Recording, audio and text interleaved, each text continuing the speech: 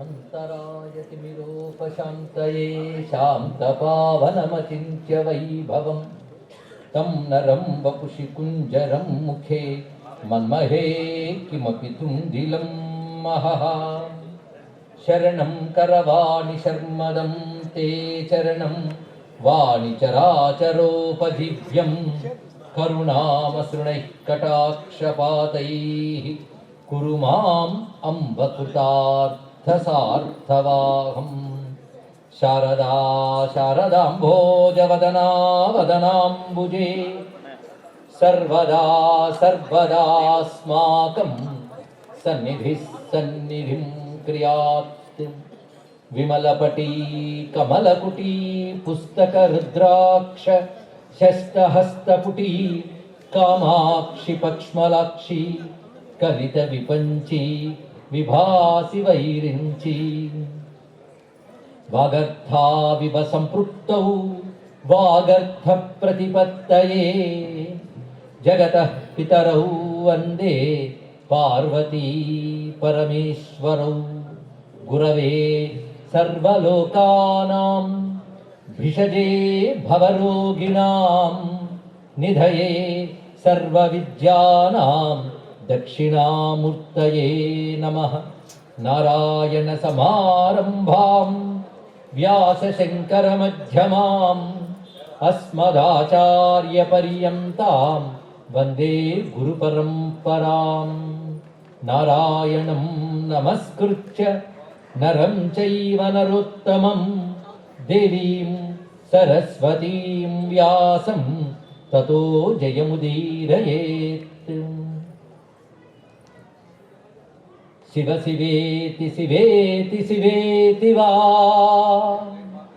भव भवेति भवेति भवेति वा हरा हरेति हरेति हरेति वा भज मनः शिवमेव निरन्तरम्। नमस्ते नमस्ते महादेव शंभो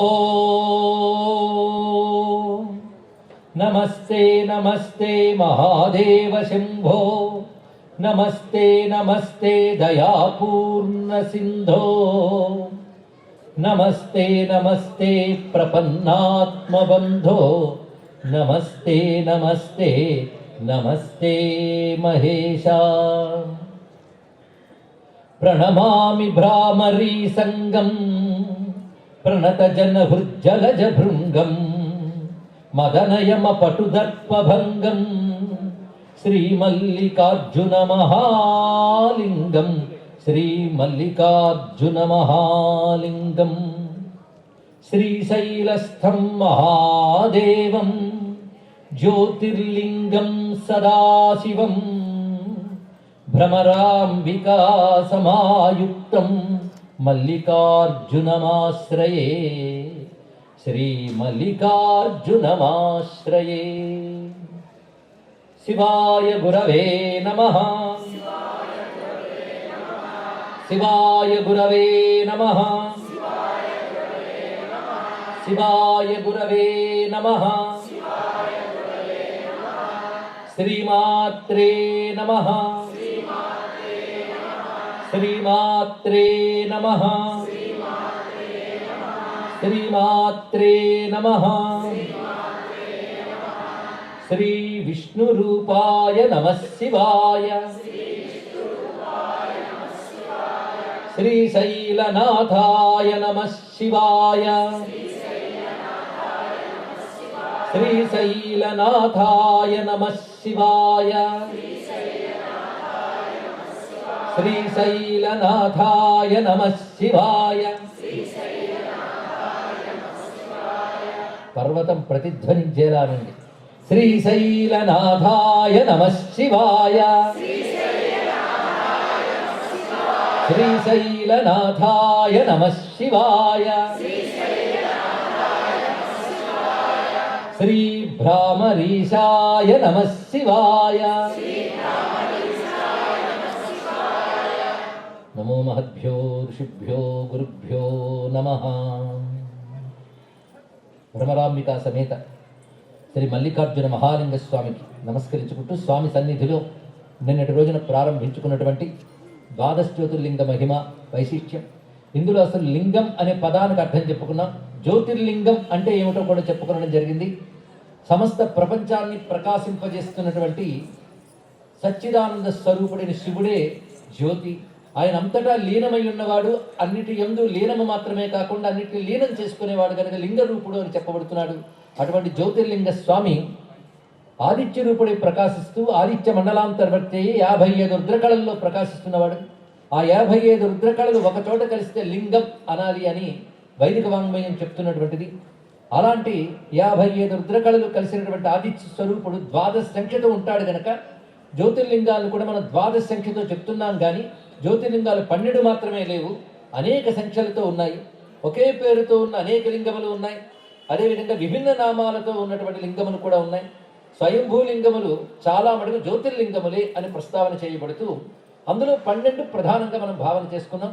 ఈ 12 కోటి రుద్ర సంహితలో శివపురాణం విశేషంగా ఒక్కొక్క దానికి ఒక్కొక్క అధ్యాయం చెప్పున వివరిస్తున్నది. ఇవి కాకుండా మళ్ళీ ఇందులో ఒక్కొక్క లింగానికి స్కాందాది పురాణాల్లో ప్రత్యేకమైనటువంటి అనేక అధ్యాయాల గ్రంథాలు ఉన్నాయి. ఇక్కడ శ్రీశైల మల్లికార్జునుడి గురించి శివపురాణంలో అయితే ఒక అధ్యాయం ఉంది. స్కాంద పురాణంలో అయితే విశేషించి అనేక అధ్యాయాల మహాగ్రంథం.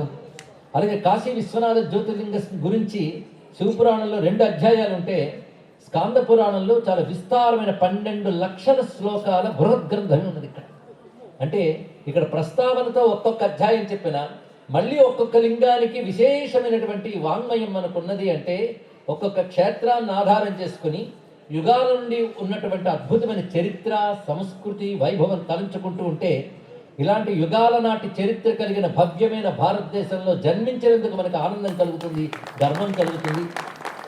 అలాంటి భవ్యమైన ఈ 12 లింగాలకి శతరుద్ర సంహితలో అయితే 12 అవతారాలు అని చెప్పారు. ఒక విశేషమైన అంశం. శివుని యొక్క జ్యోతిర్లింగావతారములు అన్నారు. అంటే 12 అవతారాలట. అవతారము అంటే అందుబాటులో లేని భగవంతుడు అందుబాటులోకి రావడమే అవతారం. అవతారం అంటే దిగి రావడం అర్థం. మన కోసం దిగొచ్చాడండి మహానుభావుడైన శివుడు. మాటకి మనసుకి అందనటువంటి పరమాత్మ యోగులు కష్టసాధ్యమైన తపస్సులతో మాత్రమే హృదయంలో సమాధిలో దర్శించగలిగిన భగవానుడు మహర్షుల తపఫలంగా కృపతో తనను తాను వ్యక్తపరచుకోవడమే దిగిరావడం. అలా తనంత తాను దిగివచ్చి ఆలయాల్లో ఉన్నాడు గనక వాడికి అవతారములనే మాట కూడా శివపురాణం మనకు చెప్తున్నది. అందులో నిన్నటి రోజున సోమనాథావతారం చెప్పుకున్నాం. అక్కడ సోమనాథుడు అన్నప్పుడు చంద్ర సంబంధమైనటువంటి ఆ లింగంలో వీడు చంద్ర లక్షణం, అటు సూర్య స్వభావం, 27 నక్షత్రాధిపతి అయినటువంటి చంద్రుడి యొక్క విశేషం ఉంది కనుక భారతదేశంలో ఉన్న జ్యోతిర్లింగాది క్షేత్రముల యందు కేవలం మానవ సంబంధమైన భూ సంబంధమైన శక్తి మాత్రమే కాకుండా అంతరిక్ష సంబంధమైన, నక్షత్ర సంబంధమైన, జ్యోతిష్ సంబంధమైన శక్తులు ఉన్నాయి. అది విశేషమైన అంశం. అందుకే ఈ క్షేత్రాలు మనం దర్శించగలిగితే గ్రహదోషాలు, నక్షత్ర సంబంధమైన అనుగ్రహాలు కూడా జరుగుతూ ఉంటాయి. సోమనాథ జ్యోతిర్లింగం తర్వాత 2వ జ్యోతిర్లింగం వద్దకు వస్తున్నాం. సౌరాష్ట్రే సోమనాథంచ శ్రీశైలే మల్లికార్జునం. మనం ఉన్న చోటు 2వదే. పైగా సోమనాథ లేదా సోమేశ్వర పేరుతో అనేక లింగాలు ఉండొచ్చు, కానీ మల్లికార్జున స్వామి పేరుతో మాత్రం స్వామి వెలిసింది ఒక్కటే, అది తెలుసుకోండి. ఇదే క్షేత్రం. తర్వాత భక్తులు ఆయా ఊళ్ళల్లో శివలింగాలు పెట్టుకున్నప్పుడు మల్లికార్జున నామం చెప్పవచ్చు. పైగా భారతదేశంలో ప్రధానంగా దక్షిణాపథంలో ఉన్న మనం అందరం కూడా శ్రీశైలస్య అని చెప్పుకునే సంకల్పం చేసుకుంటాం. అంటే శ్రీశైలానికి ఎంత ప్రాధాన్యం ఉన్నదో తెలుసుకోవాలి. శ్రీశైలాన్ని ఆధారం చేసుకుని ఒక విస్తారమైన చరిత్ర ఉన్నది. సంస్కృతి, చరిత్ర చాలా విశేషంగా దీనికి ఉన్నది. దానిపై పరిశోధించి పెద్దలు చాలా తెలియజేశారు. ఇంకా తెలుసుకోవలసింది చాలా ఉన్నది. అంత విస్తారమైన చరిత్ర శ్రీశైలానికి ఉన్నది ఇక్కడ. అలాంటి శ్రీశైలంలో ఈ స్వామి ఏ విధంగా వచ్చాడనడానికి శివపురాణం ఒక కథ చెప్తున్నది. దానితో విభేదించకుండానే స్కంద పురాణం మరొక విషయం చెప్తున్నది. ఇంకా అనేక పురాణాల్లో అనేక విశేషాలు ఉన్నాయి. వాటన్నిటినీ సమన్వయించుకుంటూ మిగిలిన 10 జ్యోతిర్లింగాల గురించి కూడా చెప్పాలన్న విషయం దృష్టిలో పెట్టుకుంటూ వీలైనంత తెలుసుకుందాం మల్లికార్జున జ్యోతిర్లింగ విశేషాన్ని. ఈ స్వామి రావడం వెనకాల ఒక అద్భుతమైన కథను చెప్తోంది శివపురాణం. ఒకప్పుడు కైలాసంలో శివ పరివారం కొలువు తీరి ఉండగా అక్కడికి నారదులు వారు వచ్చి ఒక ఫలాన్ని ఇచ్చారు. ఈ ఫలాన్ని, గణాధిపత్యాన్ని స్వామి నువ్వే నీ ఇద్దరు పిల్లల్లో ఎవరికో ఒకరికి ఇవ్వు అని చెప్పి వెళ్ళిపోయాడు. ఇలాంటి తగాదా పెట్టడంలో ఆ మహానుభావుడికి ఏం ఉద్దేశం ఉందో కానీ, ఇద్దరు పిల్లలున్నప్పుడు 2 పళ్ళు తీసుకురావచ్చు కదండి, ఒక్క పండే తెచ్చాడు మహానుభావుడు. వెంటనే శివుడు ఏమన్నాడంటే, ఎవరు విశ్వప్రదక్షిణంతా చేసి వస్తారో వారికి ఇస్తానన్నాడు. సుబ్రహ్మణ్య స్వామి చాలా చురుకైన వాడు కనుక వెంటనే ఆ మయూర వాహనం మీద బయలుదేరిపోయాడు. ఆయన గణపతి కూర్చుని ఉన్నాడు. ఆయన వాహనం ఎలక, ఎలక మీద ఏనుగు, అదే గణపతి వైభవం అని చూస్తూ ఉన్నాడు. కదలట్లే ఎప్పటికీ. అలాగని ఆందోళన ఏం లేదు, నింపాదిగా నిబ్బరంగా ఉన్నాడు. పక్కన ప్రమదగణాలు అడుగుతున్నారు, తమరు ఇంకా బయలుదేరలేదేమండి అని. తొందర ఏముంది అన్నట్టు. ఈ లోపల సుబ్రహ్మణ్య స్వామి మొత్తం సంచారం చేసేస్తున్నాడు.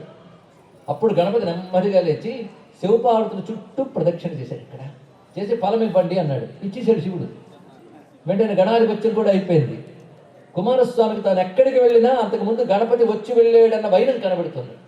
తిరిగి వచ్చేటప్పటికల్లా గణపతికి పట్టాభిషేకం జరిగింది. వెంటనే కుమారస్వామికి అలక వచ్చింది. అలిగి కైలాసం వదిలి వెళ్ళిపోయాడు. ఇక్కడ ఈ కథ మనం వినేటప్పుడు మనలాగే అన్నమాట దేవతలు కూడా అనిపిస్తుంది అందరికీ కూడా. ఇలాంటప్పుడు జాగ్రత్తగా గ్రహించాలి. పురాణ కథల్ని గ్రహించవలసిన తీరు ఒకటి ఉంది. నిన్ననే మనం చెప్పుకున్నాం, మనలా చెప్తే కానీ మనకు ఆ వానం. అందుకే ఆ విధంగా చెప్తూ ఉంటారు. ఇందులో అనేక ఆంతర్యాలు ఉంటాయి. ఇవి మనం చేసినట్లయితే కోపాలు, తాపాలు, అలకలు, విభేదాలు అనాలి. అది భగవంతుడు చేసినట్లయితే లీల అనాలి. అంతే. ఇక్కడ వాళ్ళవి లీలలు, మనవి కర్మలు. గట్టిగా మాట్లాడితే కర్మలు. వాళ్ళవి లీలా వైభవం. లీల వెనకాల ఉండేది లోక కళ్యాణం. అందుకోసం జరుగుతుంది ఇవన్నీ కూడా. లేకపోతే సుబ్రహ్మణ్యుడికి అలకేమిటి, ఇందులో మళ్ళీ విభిన్నత ఏమిటి? పైగా కథ విని కొందరు ఏమంటారంటే, గణపతి చాలా తెలివైనవాడు, సుబ్రహ్మణ్యుడు అంత కాదు అనుకుంటే మహాపాపం అండి. ఇక్కడ ఇందులో ఒక రహస్యం ఉంది. అన్ని చోట్ల ఈశ్వరుణ్ణి దర్శించాడు సుబ్రహ్మణ్యుడు, ఉన్న చోటే ఈశ్వరుని దర్శించాడు గణపతి. అది రహస్యం చూసుకోవాల్సింది. ఇంకా 2 సత్యములే. ఉన్న చోటే భగవంతుని తెలుసుకోగలగడం ఒక యోగం అయితే, అన్ని చోట్ల భగవంతుని చూడగలగడం 2వ యోగం. ఆ 2 యోగాలు ఇందులో కనబడుతున్నాయి. అది గణపతి స్టాటిక్ ఎనర్జీ అయితే, సుబ్రహ్మణ్యుడు డైనమిక్ ఎనర్జీ అండి, కైనటిక్ ఎనర్జీ. అది గ్రహించవలసింది. 2 శక్తులు. అందుకే ఈయన గణపతి అయితే ఆయనకేం తక్కువ కాలేదు, సేనాపతి అయ్యాడు. 2 గుంపులు నడిపే దేవుళ్ళే. మొత్తానికి అక్కడ సుబ్రహ్మణ్యుడు బయలుదేరి వెళ్ళిపోయాడు. తిన్నగా క్రౌంచ పర్వతానికి చేరుకున్నాడు. అప్పుడు సుబ్రహ్మణ్యుని యొక్క వియోగం తట్టుకోలేక, తల్లి పుత్ర వియోగం తట్టుకోలేక బాధపడుతూ ఉంటే శివుడు ఓదార్చేట, వచ్చేస్తాడు స్వామి అన్నట్టు. ఇక్కడ అన్నాడు కానీ ఆయనకు కూడా అబ్బాయిని వదిలి ఉండాలని లేదండి. గణపతి అంటే మన శివుడికి చాలా ప్రీతిట, సుబ్రహ్మణ్యుడు అంటే అమ్మవారికి ఎక్కువ ప్రీతిట. ఎందుకంటే గణపతి అమ్మవారి ఒంటి నలుగు నుంచి వచ్చాడు కనుక అమ్మవారి నుంచి వచ్చాడు కనుక ప్రత్యేకమైన ప్రీతి. సుబ్రహ్మణ్యుడు శివ తేజస్సు నుంచి వచ్చాడు కనుక అమ్మవారికి ప్రీతి. ఇది ఒక విశేషమైన అంశం అండి. ఇక్కడ ఆ మాటకు వస్తే, సుబ్రహ్మణ్యుడు శివ తేజస్సు నుంచి వచ్చినా అమ్మవారి చెయ్యి తగలగానే 6 ముఖాలు వాడు అయ్యాడు. అదొక రహస్యం. ఇప్పుడు నేను సుబ్రహ్మణ్యోత్పత్తి చెప్పట్లేదు కనుక ఆ మాత్రమే సూచనప్రాయంగా చెప్తున్నాను. ఇక అమ్మవారు ఒళ్ళిచ్చిన అయ్యవారు శిరస్సు ఇచ్చారు కనుక గణపతి అమ్మ అయ్య కలిపిన మూర్తి అండి. అది విశేషమైన అంశం. మొత్తానికి గణపతి సుబ్రహ్మణ్యుడు వాళ్ళిద్దరిని తలంచుకుంటే చాలా దండిలు మెప్పుతాం. శివాని పిలవగానే మా నాన్నని ఇబ్బంది పెట్టకండి, మీకు ఏం కావాలో మేమే చూస్తూ ఉంటారు. ఇక్కడ ఒక ఆయన అన్ని విఘ్నాలు తొలగిస్తాడు, ఇంకొక ఆయన దేవతలను కూడా కింకరులుగా చేసుకున్న మహానుభావుడు కనుక ఏది కావాలంటే అది చేస్తాడు.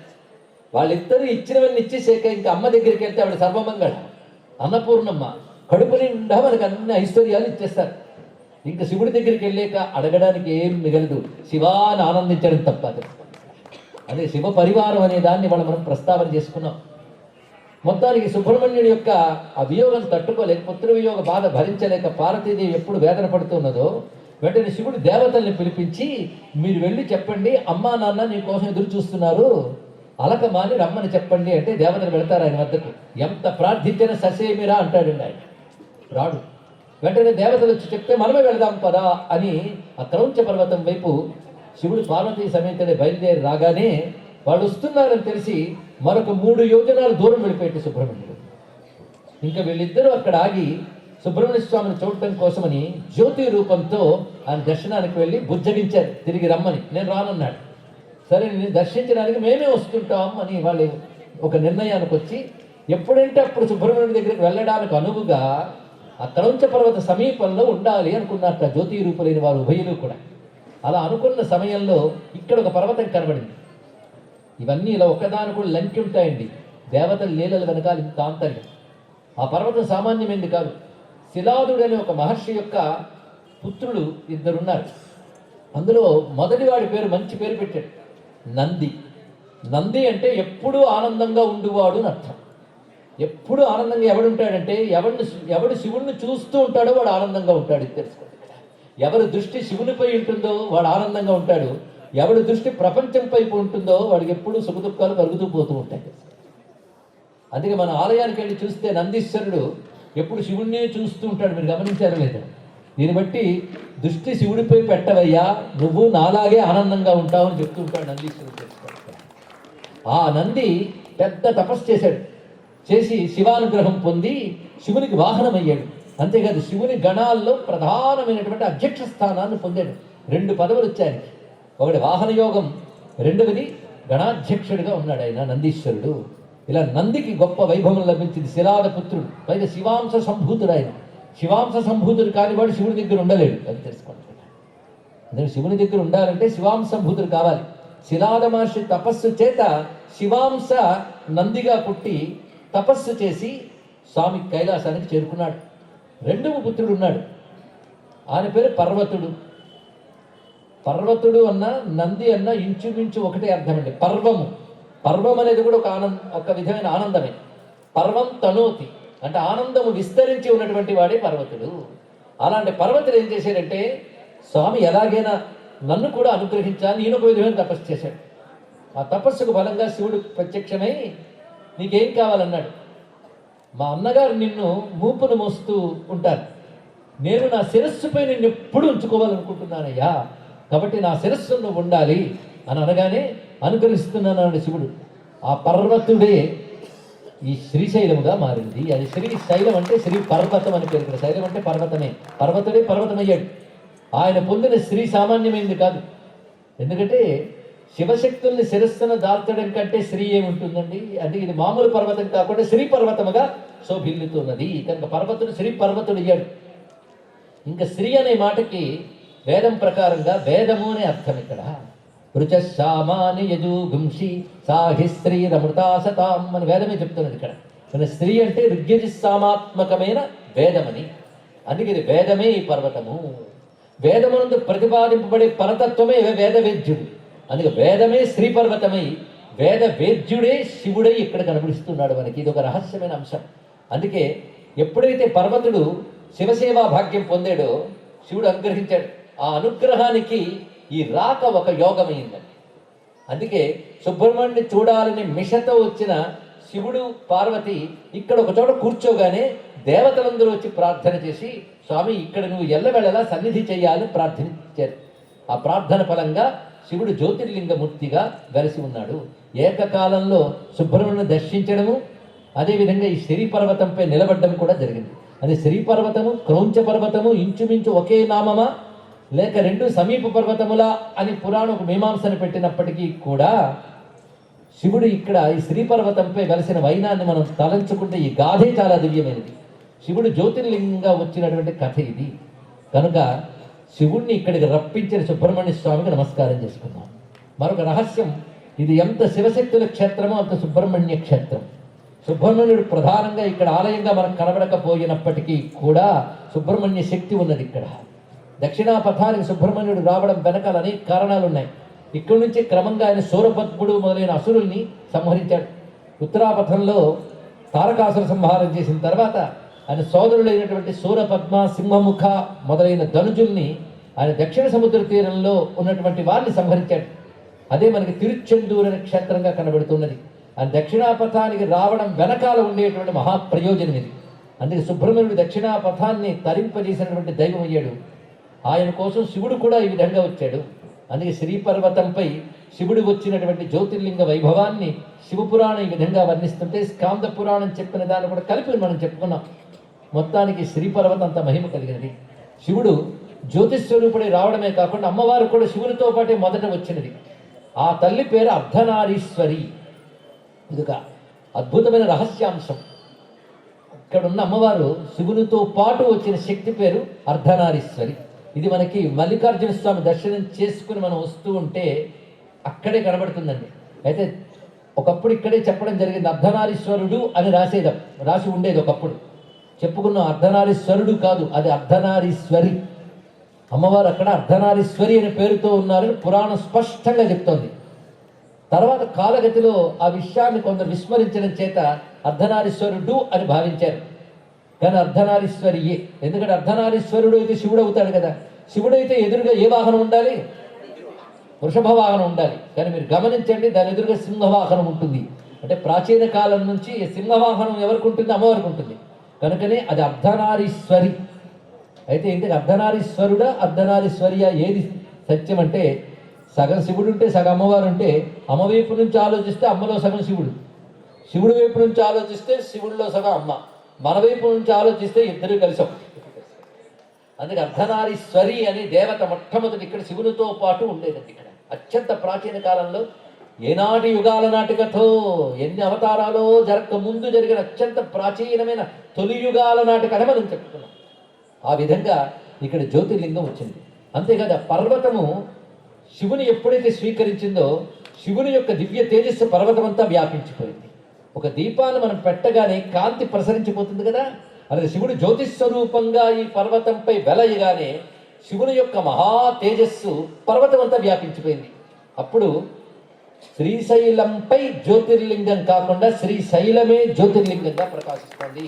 అందుకే శ్రీశైలంలో అడుగు పెట్టిన ప్రతిసారి తెలుసుకోవాల్సిన అంశం ఏమిటంటే శ్రీశైలమే ఒక మహాలింగం. ఈ భావన ఎప్పుడు కలగాలి. ఇక్కడ ఎచట చూచిన లింగములే అచలాధీశిని రూపములే అచలం మిది శ్రీశైలము దివ్యము మహాలింగమీ మహాగిరి. ఈ పర్వతమే ఒక మహాలింగముగా ప్రకాశిస్తున్నది. అందుకే ఈ పర్వతానికి మొత్తం 5 ముఖాలు ఉంటాయి. 5 ముఖాలు 5 ద్వారాలు. ఇంకా చెప్పాలంటే 4 ద్వారాలు అందరూ చెప్తుంటారు. ఈ 4 ద్వారాలకి పేర్లు కూడా ఉన్నాయి కదా. ఒకటి మనకి త్రిపురాంతకం, ఉమామహేశ్వరం, సిద్ధవటం, అలంపురం. ఈ 4 ద్వారాలుగా నేటికి శ్రీశైల ద్వారం అని చెప్పబడుతుంది. చారిత్రకంగా చూస్తే ఇక్కడి నుంచి మొదలుకొని కృష్ణానది సముద్రంలో కలిసే వరకు ఉన్న ప్రాంతమంతా శ్రీశైల ఖండం తెలుసుకోండి. అందుకే విజయవాడ కనకదుర్గమ్మ కూడా శ్రీశైల ఖండంలోకి వస్తుంది. పెదకాకాని గుంటూరు దగ్గర ఉన్నటువంటి శివక్షేత్రం కూడా శ్రీశైల ఖండంలో ఒక భాగంగా స్కంద పురాణం వర్ణించింది. కనుక ఇదంతా శ్రీశైల ఖండం.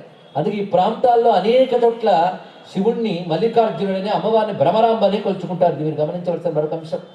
కనుక ఇది శ్రీశైల ఖండం.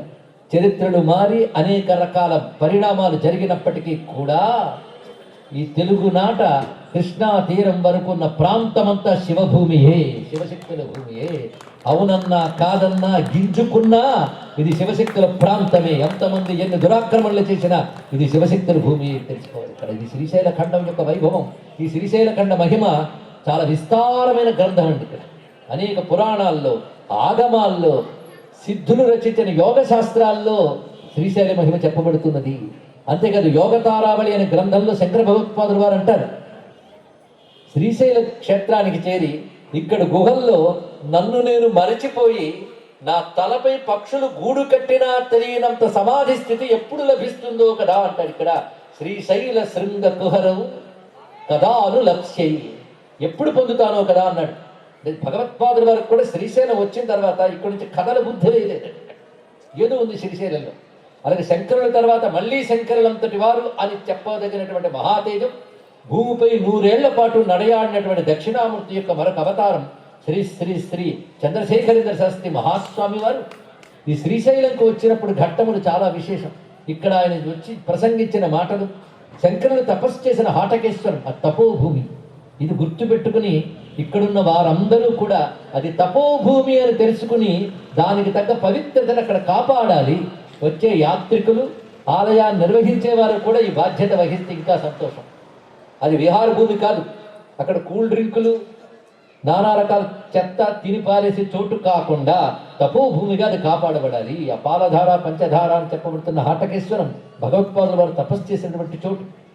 అంతేకాదు 4 ద్వారాలు అన్నాం, కానీ పురాణం ఏం వర్ణిస్తుందంటే 4 ద్వారాలు కాదు, అది శ్రీశైలం అనే శివుని యొక్క 4 ముఖాలు అన్నారు. ఇక్కడ 4 ముఖాలు, 4 ముఖాలు 4 దిక్కుల్లో ఉంటే మధ్య ముఖం ఏదంటే శిఖరేశ్వరం. మనం ఏదైతే శిఖరం అని చెప్పుకుంటున్నామో ఆ శిఖరేశ్వరం అది శిఖరం, అంటే పర్వతము యొక్క శిఖరం. శ్రీశైల పర్వతము యొక్క శిఖరమే శిఖరం. దాన్ని శ్రీశైల శిఖరం దృష్ట్యా పునర్జన్మ నవిద్యతే అనేది ఆ పర్వత శిఖరాన్ని చూడటం. ఇది తెలియక చాలా మంది అక్కడికి వెళ్ళి ఆ నందిని గిర్రని తిప్పి ఆ నంది కొమ్ముల్లో చూస్తే ఆలయ శిఖరం కనబడితే శిఖరం చూసినట్లు అని అనగానే ప్రతి వాళ్ళు చూడడం. కనబడలేదు అంటే పక్కవాడు ఏమనుకుంటాడేమో అని కనబడింది అట్లా. కనబడితే సంవత్సరంలో పోతారనేది అయితే కనబడలేదు. హాస్యం అయిపోయిందండి. అక్కడికి వెళ్ళి అక్కడి నుంచి ఆలయ శిఖరం చూడడం కాదు, ఇది శాస్త్ర విరుద్ధం.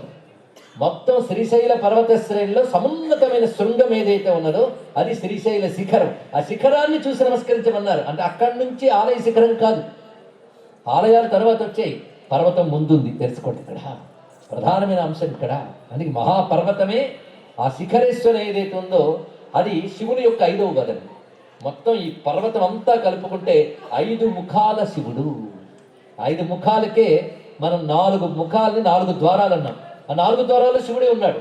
త్రిపురాంతకం కానీ, అలంపురం కానీ, ఇందాక చెప్పుకున్న సిద్ధవటం కానీ, ఉమామహేశ్వరం కానీ శివుడేగా. కనుక 4 శివులే. ఈ పైన ఉన్నది శివుడు. వీటికి పురాణం ఇచ్చే పేర్లు ఏమిటంటే 5ంటికి పేర్లు సజ్జోజాత, వామదేవ, అఘోర, తత్పురుష, ఈశాన. తూర్పు వైపు ఉన్నటువంటి పర్వత ప్రాంతం తత్పురుషం, దక్షిణం వైపు ఉన్నది అఘోరం, అదేవిధంగా పశ్చిమం వైపు ఉన్నది వామదేవం. ఉదీచ వైపు పశ్చిమం వైపు సజ్జోజాతం, ఉదీచ వైపు ఉన్నది వామదేవం, శిఖరముగా ఉన్నది ఈశానం అన్నారు. ఈశానవదనం అంటే ఇక్కడ మొత్తం పంచముఖములే ఈ పర్వతం యొక్క స్వరూపము. ఈ పంచముఖాలకు సంబంధించి పంచబ్రహ్మ మంత్రములు వేదములో కనబడుతున్నాయి. సజ్జోజాతం ప్రపంచామి మొదలుకొని ఈ పంచబ్రహ్మ మంత్రాల్లోనే ప్రపంచ రహస్యం దాగి ఉన్నదండి. మొత్తం ఈ పంచబ్రహ్మ మంత్రాలు వినబడ్డానికి 5 అయినప్పటికీ విశ్వవిజ్ఞాన రహస్యమంతా దానిలో దాగుంది. కానీ ప్రస్తుతం అది వివరించే సమయం కాదు. ఈ పంచబ్రహ్మ మంత్రములు 5 ఏవైతే ఉన్నాయో సజ్జోజాతం ప్రపంచామి నుంచి ఈశాన సర్వ విద్యానాం వరకు చెప్పబడుతున్న 5 మంత్రాల్లో ఈ విశ్వము యొక్క సృష్టి, వికాసము, లయము ఈ 3 వర్ణించబడుతూ విశ్వమంతా వ్యాపించిన శివుని యొక్క లీలలు, తత్వము, మహిమ కేవలం 5 మంత్రాల్లో వేదమాత మనకు అందిస్తుంది. అది విశేషమైన రహస్యం. 5 మంత్రాల సారం బయటికి లాగితే 5 అక్షరాలు నమ శివాయ. అది పంచాక్షరి. అందులో ప్రపంచ సారమంతా ఉంది. అందుకే పంచాక్షరి సామాన్యమైన మంత్రం కాదు, పంచాక్షరి ప్రపంచ సారం దానిలో ఉన్నది. అందుకే బ్రహ్మదేవుడు శివుని ద్వారా ఈ మంత్రాన్ని ఉపదేశం పొంది జపం చేయగా విశ్వవిజ్ఞాన రహస్యమును బ్రహ్మకి స్ఫురించి సృష్టిని చేయగలిగాడు. సృష్టికి సంబంధించిన ఒకనొక అద్భుతమైన రహస్య శక్తి పంచాక్షరిలో దాగి ఉన్నది. ఆ పంచాక్షరి శివుని పంచవదనాల నుంచి వచ్చిన మహామంత్రం. ఆ పంచవదనాలే శ్రీశైల మహాక్షేత్రం. అందుకే పంచాక్షరి మహామంత్ర క్షేత్రం శ్రీశైలం. ఇది గ్రహించాల్సిన అంశం, ఇక్కడ ప్రధానమైన అంశం. అంతేకాదు కొంతకాలానికి ఈ శ్రీశైల మహాక్షేత్రంలో ఒక అద్భుతమైన వింత జరిగింది. అమ్మవారు సప్తశతిలో ఒక మాట చెప్తారు, వినుంటారు చాలామంది. చివరి అధ్యాయాల్లో వస్తుంది. అప్పటికే మధుకైటక సంహార గాథ, ఆ తర్వాత చండముండ శుంభని శుంభాద అసుర సంహార గాథ, మధ్యమ చరిత్రం అది 3వ చరిత్రం శుంభని శుంభ, మధ్యలో మహిషాసుర మర్దిని గాథ. ఈ 3 చరిత్రలు అయిపోయిన తర్వాత అమ్మవారు దేవతలతో ఒక మాట అంటారు. ఇత్థం యదా యదా బాధ దానవోత్థా భవిష్యతి తదా తదావతీర్యాహం కరిష్యాం యరిసంక్షయం. ఎప్పుడెప్పుడైతే లోకానికి అసుర బాధ వస్తుందో అప్పుడు నిన్ను అవతరించి అసురుల్ని సంహరించి లోకాన్ని కాపాడుతాను నా భీమిచ్చారని అమ్మ దుర్గమ్మ అంటూ ఒక మాట అంటుంది. కొంతకాలానికి అరుణుడు అని ఒక రాక్షసుడు వస్తాడు, వాడు లోకకంటకుడు అవుతాడు. అప్పుడు వాడిని సంహరించడానికి నేను నా నుంచి అనేకమైన తుమ్మెదలను ఉత్పత్తి చేసి ఆ నాదశక్తితో ఆ తుమ్మెదల రూపంతో అరుణుని అతని యొక్క అసుర సైన్యాన్ని నశింపజేస్తాను అని అభయమిచ్చారు. జరగబోయేది అని చెప్తుంది. ఎప్పుడు యుగాల నాడు కాదు. ఆవిడ చెప్పినట్టే కొంతకాలానికి అరుణాసురుడు విజృంభించాడు. అమ్మవారు భ్రామరి అనబడి ఒక మహానాదస్వరూపంగా ఆవిర్భవించింది. భ్రామరి అంటే నాదశక్తి అండి, సామాన్యమైన అంశం కాదు. భ్రామరి అనబడి ఒక మహానాదశక్తిగా ఆవిర్భవించి అసుర సంహారం చేసింది. అప్పుడు దేవతలందరూ సంతోషించారు, అమ్మవారిని ప్రార్థన చేశారు, ప్రత్యేకించి కోరుకున్నట్టు, తల్లి నువ్వు ఎప్పుడు అసుర సంహారం చేసి లోకానికి క్షేమం కలిగించిన రూపం పేరు దుర్గా. దుర్గతులు నశింపజేసేది కనుక దుర్గా. దుర్గా అంటే సామాన్యం కాదండి. మహాకాళి, మహాలక్ష్మి, మహాసరస్వతులు ఏకస్వరూపం దుర్గా. సర్వజగత్కారిణి, సర్వజగత్పాలిని, సర్వజగత్ సంహారిణి అయినటువంటి శ్రీ లలితా మహాత్రిపుర సుందరి పరాభట్టారిక రాజరాజేశ్వరి యొక్క మరొక రూపమే అమ్మ దుర్గమ్మ.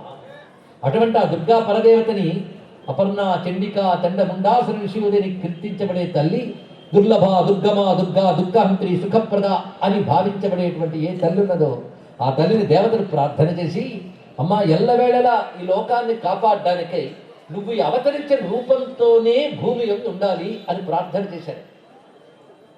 ఎక్కడుండాలని అడిగింది అమ్మవారు. చోటు నువ్వే ఎంచుకో అమ్మా అని అన్నారట. అప్పుడు ఆ తల్లి గగనపథంలోంచి చూస్తోందండి. మొత్తం భూమిని పరిశీలిస్తోంది. మొత్తం భూమిలో బంగారు కాంతులతో తడతడలాడుతూ ప్రకాశిస్తూ ఉన్న ఒక అద్భుతమైన పర్వతం కనబడింది కనబడింది దుర్గమ్మకి. ఆ పర్వతం ఏమిటయ్యా అంటే శ్రీశైలము. దుర్గమ్మకి ఇక్కడ గోచరమైంది. కనుక శ్రీశైలం మనకైతే రాళ్ళు రప్పల్లా కనబడతాయి, కానీ శ్రీశైలం ఎల్లవేళలా దేవతలకి, ఋషులకి, యోగులకి ప్రకాశమానమైన బంగారు కాంతులతో జాజ్వల్యమానంగా ఉంటుంది. ఈ కంటితో చూడలేము. అంటే శ్రీశైలం ఒక మహాజ్యోతి. అలాంటి మహాజ్యోతి స్వరూపాన్ని అమ్మవారు చూసి, నేను ఇక్కడుంటాను, లోకాలను అనుగ్రహిస్తానని చెప్పింది ఆ తల్లి భ్రమరాంబ. అలా వచ్చి అవతరించింది ఇక్కడ భ్రమరాంబ అంటూ శ్రీశైల ఖండం మనకు చెప్తున్నటువంటి ప్రామాణికమైన గ్రంథం. దీన్ని బట్టి శివుని యొక్క జ్యోతిర్లింగ వైభవం ఏ స్కాందాది పురాణములు మనకు చెప్తున్నాయో, భ్రమరాంబ వైభవం అదే పురాణం మనకు ప్రస్తావన చేస్తుంది. ఈ విధంగా అమ్మవారు ఈ దివ్యమైన పీఠానికి చేరుకున్నారు. అందుకే ఇది శక్తి పీఠముగా ప్రకాశిస్తూ ఉన్నది, అదేవిధంగా జ్యోతిర్లింగముగా ఉన్నది. జ్యోతిర్లింగముగా శివుడు వచ్చినప్పుడు అమ్మవారు జ్యోతి రూపిణి అర్ధనారీశ్వరుగా వచ్చింది. ఆ తర్వాత భ్రమరాంబగా వచ్చింది. ఇక్కడికి 2 రూపాలతో అమ్మవారు వచ్చారండి. ఇక్కడ ఇది విశేషమైన అంశం. మరొక రహస్యం క్లుప్తంగా మనం చెప్పుకోవాలి ఏంటంటే, శ్రీశైలం ఒకానొక శ్రీ విద్యా రహస్య స్థానం. అది శ్రీశైలం అనే మాటలోనే శ్రీచక్ర తత్వం ఉన్నది. ఇక్కడ విశేషమైన అంశం. అది శ్రీచక్రంలో ఆరాధింపబడే సర్వదేవతలు ఇక్కడ సూక్ష్మ రూపాలతో ప్రకాశిస్తూ ఉంటారు. శ్రీశైలం అంటే మామూలుగా మనకు కనబడే చెట్టు, చేమ, రాయి, రప్ప కాదు. శ్రీశైలంలో ప్రతి రాయి శివతేజస్సే. మన కంటికి కనబడిని ఎందరో సిద్ధపురుషులు, మహాత్ములు ఇక్కడ తపస్సులై ఉంటారు. ఇక్కడ చెట్లు, చేమలు కూడా మహా తపస్సులే ఆ రూపంతో ఉంటారని పురాణములు వర్ణించడమే కాదు, సరిగ్గా ఇప్పటికి సుమారు 9 శతాబ్దాల క్రితం చక్రపాణి రంగనాథుడనే మహానుభావుడికి శివుడు దివ్య దృష్టి ఇవ్వగా ఈ శ్రీశైలంలో అద్భుతాలు కనబడ్డాయి. అద్భుతాల్లో ఇక్కడ వృక్షములన్నీ ఒక మహా తపస్సులుగా గోచరిస్తున్నాయి. అంతేకాదు గగనపథంలో నిలబడి తపస్సు చేస్తున్న వృక్షములు కనబడ్డాయిట. సిద్ధపురుషులు అనేక మంది ఉన్నారు. ఇది సిద్ధక్షేత్రం. రససిద్ధికి ఇది గొప్ప క్షేత్రం. అందుకే రససిద్ధికి సంబంధించిన శాస్త్రాలకు కూడా శ్రీశైలం యొక్క ప్రస్తావన కనబడుతున్నది. దివ్యమైన ఔషధులు ఇక్కడ ఉన్నాయి. అయితే తపస్సులు కాని వారికి ఔషధులు దర్శనమివ్వవు. అది కూడా తెలుసుకోవాలి. అందుకే తపశ్శక్తి ఉండాలి. అలాంటి దివ్య ఔషధులు ఉన్నాయి. అనేక రసస్థానములు ఉన్నాయి ఇక్కడ. అంతేకాదు ఆధ్యాత్మిక సాధనకు, యోగ సాధనకు శ్రీశైలం కంటే గొప్ప చోటు మరొకటి దొరకదు. ఇది గుర్తుపెట్టుకోండి. ఇక్కడ ఇది అతిశయోక్తి కాదు. చక్రాలను స్పందింపజేయగలిగే శక్తి, అంటే మన శరీరంలో ఉన్న షట్చక్రాలని స్పందింపజేయగలిగే శక్తి శ్రీశైల మహాక్షేత్రంలో ఉంది. అందుకే తెలిసిన వాళ్ళు ఎవరు ఈ విలువను వదులుకోరండి. శ్రీశైలం సాధనాస్థలి తెలుసుకోండి. ఇక్కడ ఇది విహార భూమి కాదు, వినోద క్షేత్రం కాదు. ఇది తపోభూమి, సాధనాస్థలి, దివ్య స్థలం. అందుకే ఇక్కడికి చేరిన వాడు సమయాన్ని సద్వినియోగపరుచుకుంటూ సాధన చేసుకోవాలి. ఇక్కడ ఏ చిన్నపాటి సాధన ఇక్కడ చేసినా కోటి గుణితమైన ఫలితం లభిస్తుంది. ఇది జ్యోతిర్లింగ క్షేత్రం. ఈ క్షేత్రంలో అడుగడుగున శివుడు ఉన్నాడు, సామాన్యం కాదు. అనేక రూపాలతో శివుడు ఉన్నాడు. శివుని ఎన్నెన్ని అవతారములు ఉన్నాయో అన్ని శ్రీశైలంలో సూక్ష్మముగా ఉన్నాయి. కొద్ది దశాబ్దాల క్రితం మాకు తెలిసిన ఒక సిద్ధ పురుషుడు శ్రీశైలంలో శివదర్శనం పొందిన అనుభూతిని చెప్తే మేము మురిసిపోయాం. అది ఆయన చూడగలగాలంటే కళ్ళు ఉండాలి. ఆ కన్ను వేరు, శివుడి ఇవ్వాలి. ఆ కన్ను మనకు లేకపోయినా ఇక్కడికి వచ్చిన వాళ్ళు మనం శివుడిని చూడలేకపోతున్నాం అనుకున్నా శివుడు మనల్ని చూస్తున్నాడు అనుకుని తిరగాలి. అనేక రూపాలతో శివుడు ఉంటాడు, అనేక రూపాలతో శక్తి ఉంటుంది. పైగా దేవతలు వదలకుండా ఇక్కడ ఉంటారు. అంతేకాదు ఈ మధ్య ఒక మహాయోగ పుస్తకాన్ని రాశాడు. అది పాశ్చాత్య దేశాల్లో కూడా పాపులర్ అయింది. ఇంగ్లీష్లో రచించాడు మహానుభావుడు. ఆయన మహావతార్ బాబాజీ సంప్రదాయానికి చెందినటువంటి యోగుల్లో ఒకడు. ఆయన ఒక విశేషాన్ని రచించాడు. భారతదేశంలో నేటికి వేల లక్షల సంవత్సరాల వయస్సు కలిగిన సిద్ధ పురుషులు ఉన్నారు. వాళ్ళనే మనం సంధ్యాకాలంలో నమస్కరించుకుంటున్నాం. గంగా యమునియోర్ మునిభ్యశ్చ నమః అని నమస్కరించుకుంటున్నాం. వశిష్ఠుడు, విశ్వామిత్రుడు, అగస్త్యుడు ఇత్యాదులు నేటికి ఉన్నారండి సిద్ధపురుషుడు. ఆ సిద్ధపురుషుడు ఉండే చోట్లు 3. ఒకటి హిమవత్ పర్వత్ ప్రాంతంలో గంగా యములు ఉద్భవించినటువంటి ప్రాంతాల్లో ఉన్నట్ట. రెండవది శివుడే పర్వత రూపంగా వచ్చినటువంటిది. అందులో ఈ మార్గశీర్ష మాసంలో త్వరలో రాబోతున్న ఆర్ద్రా నక్షత్రం నాడు శివుడు మహాలింగంగా ఆవిర్భవించినటువంటి పుణ్యవేళ ఆ చోటు అరుణాచలం, శోణాచలం అని చెప్పబడుతుంది. అది రెండవది, సిద్ధభూముల్లో రెండవది. మూడవది ఏమిటి అంటే శ్రీశైల మహాక్షేత్రం. ఇది అత్యద్భుతమైన సిద్ధభూమి.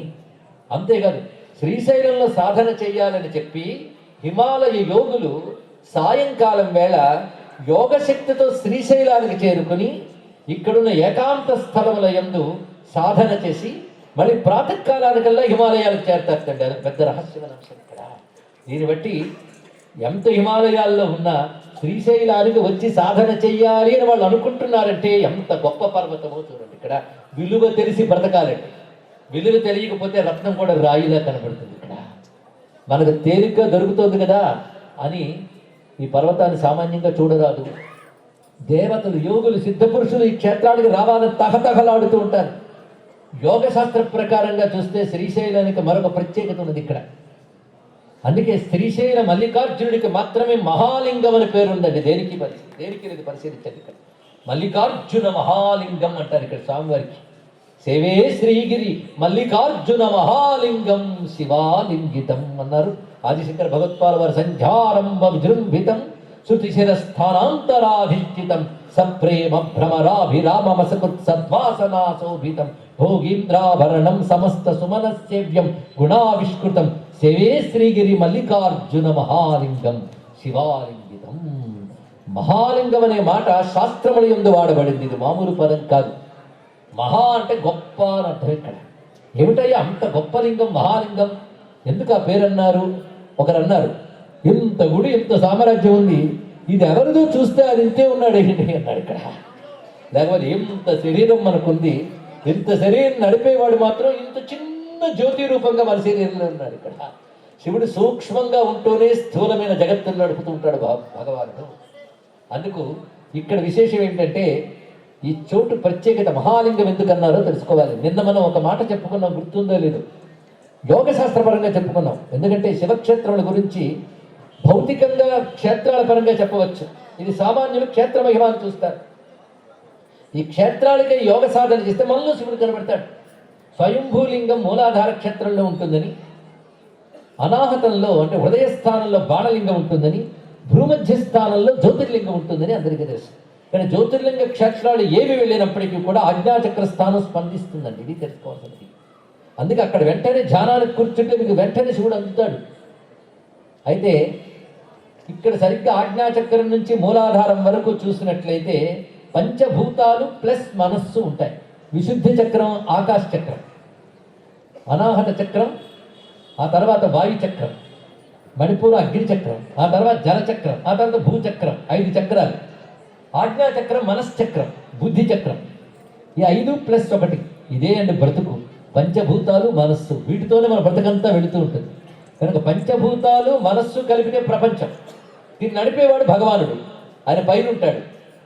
అందుకే ఇక్కడి వరకు 6 చక్రాలు అన్నారు, పైది 7వది సహస్రాలు అన్నారు. సహస్రాలు చక్రం కాదు, స్థానం. ఈ 6 చక్రాలు వీటిని దాటి వెళ్ళాలి మన సహస్రారానికి. వ్యవహారంలో సహస్రాల చక్రం అన్నప్పటికీ సహస్రారం శివశక్తుల స్థానం. అది ఇదే శ్రీ విద్యా రహస్యం, మరొకటి కాదు. ఇక్కడ కొంతమంది అయినా లోతు గ్రహించగలిగే సహృదయులు ఉన్నారు, ఉపాసకులు ఉన్నారు, సిద్ధపురుషులు ఉన్నారు, పండితులు ఉన్నారు. ఎందరో సిద్ధపురుషులు మీకు నాకు కనబడకుండా ఇక్కడ కూర్చుని వింటూ ఆశీర్వదిస్తున్నారన్న స్పృహ నాకు ఎప్పుడు ఉంటుందండి. శ్రీచరం వాళ్ళు వింటుంటారు, వాళ్ళు ఆశీర్వదిస్తారు, వాళ్ళే పలికిస్తారు. అందుకే శ్రద్ధగా వినండి. ఇక్కడ చెప్పే యోగ రహస్యం ఆజ్ఞాచక్రం నుంచి మూలాధారం వరకు 6 ప్రపంచం. 6 దాటిన తర్వాత ప్రపంచ అతీతం. కనుక భగవానుడు ప్రపంచమంతా వ్యాపించి ఉంటాడు, ప్రపంచానికి అతీతంగా ఉంటాడు. 6 చక్రాల్లో ఉన్న శివుడు ప్రపంచ వ్యాపకుడు, 6 చక్రాలు దాటిన శివుడు ప్రపంచాతీతుడు. అందుకే ప్రపంచాతీతమైన శివుడు సహస్రాలలో ఉంటే ప్రపంచంలో వ్యాపించిన శివుడు మూలాధారం నుంచి ఆజ్ఞాచక్రం వరకున్నాడు. ఈ 6 ఆ పైన ఈ ఆజ్ఞాచక్రం ఉన్నదే ప్రపంచానికి పరమాత్మకి మధ్య గుమ్మంలా ఉంటుందండి. అది ప్రధానమైన రహస్యం. అందుకే ఆ గుమ్మంలో ఉంటుంది కనుకనే ఇది జ్యోతిర్లింగ స్థానం కనుకనే భారతీయులు తెలియకుండానే జ్యోతి స్వరూపంగా బిందువుని బొట్టుని పెట్టుకుంటారని రహస్యం. బొట్టు ఎందుకు పెట్టుకోవాలండి అంటే ఎక్కడ యోగం ఉంటుందో, ఎక్కడ జ్ఞానం ఉంటుందో, ఎక్కడ శాస్త్రం ఉంటుందో అక్కడ ఆచారం ఉంటుంది. ఆచారంలో భాగం బొట్టు పెట్టుకోవడం. అందుకు హిందువులు యోగ శరీరాన్ని దర్శిస్తారు. ఆ జ్ఞానం లేని అవివేకులకి బొట్టు పెట్టుకోవడం అనే నాగరికత ఉండదు. బొట్టు పెట్టుకోవడం నాగరికత, ఉన్నది చెరుపుకోవడం పాశవికత, తెలుసుకోవడం. అందుకే సహస్రారానికి దీనికి మధ్య భూమిని భస్మముతో పవిత్రం చేసుకుని బొట్టును ధరించడం అనే సంప్రదాయం ఉన్నది. ఏదున్నా లేకపోయినా భస్మధారణ చాలా ప్రధానం. భస్మధారణ లేకపోతే శివ పూజకి అర్హత లేదు, శివుణ్ణి మొక్కడానికి కూడా అర్హత లేదండి. నేను నిన్న శ్రీశైలంలో రాను వస్తున్న మంచి మార్పులు చూస్తే ప్రతివారు భస్మధారణ చెయ్యాలి ఒక నియమం పెట్టారన్న విషయం తెలిసిన పులకించిపోయారండి. ఇక్కడ భస్మధారణ చేసి శివుడిని చూస్తే శివుడు నావాడు అనుకుంటాడు. శివుడు నావాడుకోవడం కంటే కావాల్సిందేమండి? అందుకే నుదుట భస్మం, నుదుటేమిటి, నుదుట కంఠాన అన్ని చోట్ల భస్మం ధరించి కంఠంలో రుద్రాక్షమాల వేసుకుని నోట శివనామం ఉంటే ఆ శరీరం త్రివేణీ సంగమం అంత పవిత్రం అని చెప్తుంది. అలా పవిత్రమవుతాం. స్నానంతో సగం శుద్ధులు, భస్మధారణతో పూర్తి శుద్ధులు అవుతారని చెప్తాం శివపురాణం. అది భస్మధారణ లేకుండా శివారాధన చేయకూడదు. ఇంత రహస్యం ఉంది ఈ ఆజ్ఞాచక్రం నుంచి సహస్రారం వరకు. ఈ సహస్రార స్థానం శిఖరం, అంతే కదా. శరీరం అనేటువంటిది ఒక పర్వతం అయితే దాని శిఖర స్థానం ఏది? ఇంకా ఆలోచన ఏంటి? నెత్తికాయ. అదే అన్నమాట ఇక్కడ. నెత్తికాయ అంటే బ్రహ్మరంధ్ర స్థానం అంటే ఇక్కడ ఇదే శిఖరం కదా. ఈ శరీరం అంతా చైతన్యం ఉందా లేదా? చైతన్యం లేకపోతే శరీరాన్ని ఏం చేస్తారు? తీసి పారేస్తారు. ఈ చైతన్యమే శరీరంలో ఉన్న స్త్రీ, అది తీసేస్తే దేనికి పనికిరాదు. కనుక జడం లాంటి శరీరం చైతన్యం పొందుతుంది ఏ శివుని వల్ల తెలుసుకో. అప్పుడు ఈ శరీరమే శ్రీశైలం. యోగపరంగా చెప్తున్నాం. శరీరం శ్రీశైలం అయితే దాని శిఖరం ఏదయ్యా అంటే సహస్రారం. ఎవడు సహస్రారానికి చేరతాడో వాడు తిరిగి పుట్టాడు అన్నారు కనుకనే శ్రీశైల శిఖరం దృష్ట్వా పునర్జన్మ నవిద్యతే అంటే ఇది రహస్యం. అదే కాళేశ్వర శిఖరేశ్వరం చూసాం కనుక వచ్చే జన్మలో మరి పుట్టము అని అంటే అంతకంటే మూర్ఖత్వం మరొకటి ఏముందండి? ఏ సాధన చేయకుండా శ్రీశైలం చూస్తే పాపం పోతుంది, సాధనతో శ్రీశైలం చూస్తే పుణ్యం వస్తుంది. తెలుసుకోండి, ఇక్కడ పుణ్యం వస్తుంది, శివానుగ్రహం. సాధన చేయాలి, యోగపరంగా చూడాలి. అని శ్రీశైలం లాంటి క్షేత్రాలకు వచ్చి వ్యర్థంగా తిని నిద్రపోతూ గడపకూడదు. ఈ గాలిని పీల్చాలి, ఇక్కడ ఉన్న క్షేత్రములు చూడాలి, శివమంత్రం జపం చేసుకోవాలి, శివనామం గానం చేయాలి. అప్పుడు మనం ధన్యులమవుతాం ఇక్కడ. అందుకే యోగపరంగా మన శరీరానికి శ్రీశైలానికి ఉన్న సమన్వయం ఇది. అందుకే మహానుభావుడు శ్రీనాథ మహాకవి పురాణంలో ఉన్న విషయాన్ని తెలుగు చేస్తూ శీర్షంబుపై నున్న శ్రీశైల క్షేత్రంబు మల్లికార్జునుదేవు మనికి పట్టు అని చెప్పాడు. ఇక్కడ శీర్షంబుపై నున్న శ్రీశైల క్షేత్రంబు మల్లికార్జునదేవు మనికి పట్టు. మన శరీరంలో ఎక్కడెక్కడ ఏ క్షేత్రాలు ఉన్నాయో చెప్తున్నాడండి. విశేషంగా పాలభాగం కేదారం, శ్రీశైలం సహస్రారం, కాశీ భూమధ్య క్షేత్రం, హృదయం ప్రయాగ, ఇలా చెప్పాడు. మొత్తం మన శరీరంలో ఎక్కడెక్కడ ఏ క్షేత్రములు ఉన్నాయో చెప్పాడు. ఇవి శివక్షేత్రములు. అయితే కొందరు అంటారు ఒక మాట, సహస్రారం అంటే పైది కదా. అటువంటిప్పుడు పాలభాగం కేదారం అయినప్పుడు, కేదారం ఎక్కడ హిమాలయాల్లో ఉంది, ఇది ఇక్కడ ఉన్న దక్షిణాపథంలో. ఇది ఎలాగవుతుందండి అంటే దీని వెనకాల ఒక రహస్యం ఉందండి. మనకి 14 ఆవరణలతో చతుర్దశ భువనాలకు పైన మహాకైలాసం అని కైలాసం ఉంది. అది సామాన్యులు వెళ్ళలేరు, అక్కడ శివుడు ఉంటాడు. ఆ శివ విభూతి భూమి యందు మానస సరోవర తీరంలో ఉన్న కైలాస పర్వతంలో ఉంటుంది. దేవతలైన శివుణ్ణి చూడాలంటే ఆ కైలాస పర్వతం వద్దకు వెళ్లాల్సిందే. కానీ ఆ కైలాసంలో ఏ శక్తి ఉందో ఆ శక్తి దేవతల ప్రార్థన మేరకు యథాతథంగా దిగివచ్చి ఉన్న చోటు శ్రీశైలం. అందుకే శ్రీశైలం 100కి 100 పాళ్ళు కైలాసం. శ్రీశైలానికి వచ్చాక కైలాసానికి వెళ్ళాలని కానీ వెళ్ళలేదే అని కానీ అనుకోనవసరం లేదు. కైలాస విభూతి శ్రీశైలంలో ఉంది. కైలాసం అనే మాటకే కే లసతి ఇది, కే లాస్యం కరోతి ఇది కైలాసం అన్నారు. ఇక్కడ కమ్ అంటే బ్రహ్మరంధ్ర స్థానం, లాస్యం అంటే శివశక్తులు ఉభయులు కలిసి చేసేటువంటి ఆనందం, ఆనంద విన్యాసం. కనుక బ్రహ్మరంధ్రమునందు శివశక్తులు ఎల్లవేళలా ఆనందంగా ఉంటారు కనుక సహస్రారాంబుజారూఢ సుధాసారాభివర్షిణి అని చెప్పినట్లుగా ఆ సహస్రారమందు శివశక్తులు కలిసి ఆనందంగా ఉంటారు కనుకనే బ్రహ్మరంధ్ర స్థానం శరీరంలో కైలాసం. మరి యోగపరంగా చూస్తే శిరస్సు శ్రీశైలం అన్నప్పుడు శిరస్సే కైలాసం అని యోగ శాస్త్ర ప్రకారం రెండింటి అన్వయించి చూసుకోండి. శ్రీశైలం అనగా కైలాసం. ఇది యోగపరమైన ఒక అత్యద్భుతమైన రహస్యం. మామూలుగా పురాణాల్లో వెతికితే దొరకదు, యోగ శాస్త్రంతో అన్వయించి చూస్తే దొరుకుతుంది. ఇది ఒక అద్భుతమైన రహస్యం. శ్రీశైలంలో ఇలాంటి రహస్యాలు ఎన్నెన్నో దాగి ఉన్నాయి. కొన్ని మాత్రమే ప్రస్తావన చేసుకొని ఇలా చెప్తూ ఉంటే మిగిలిన సమయం రేపు కూడా శ్రీశైలం అయిపోతుందేమో నాకు నేను భయపడుతూ నిగ్రహించుకుంటూ తర్వాత కథలకు వెళదాం. మొత్తానికి శ్రీశైలంలో శివశక్తులు సమప్రాధాన్యంతో ఉన్నారు. ఆ కారణం చేతనే సహస్రార స్థానం గనకనే సహస్రారాంతర్గతమైనటువంటి ఏ కామకామేశ్వరి తత్వం ఉందో, ఏ రాజరాజేశ్వరి తత్వం ఉందో అదే శ్రీశైలనందు భాషిస్తూ ఉన్నది. దివ్యమైన విషయం. ఇంకొక రహస్యం ఉంది శ్రీశైలంలో.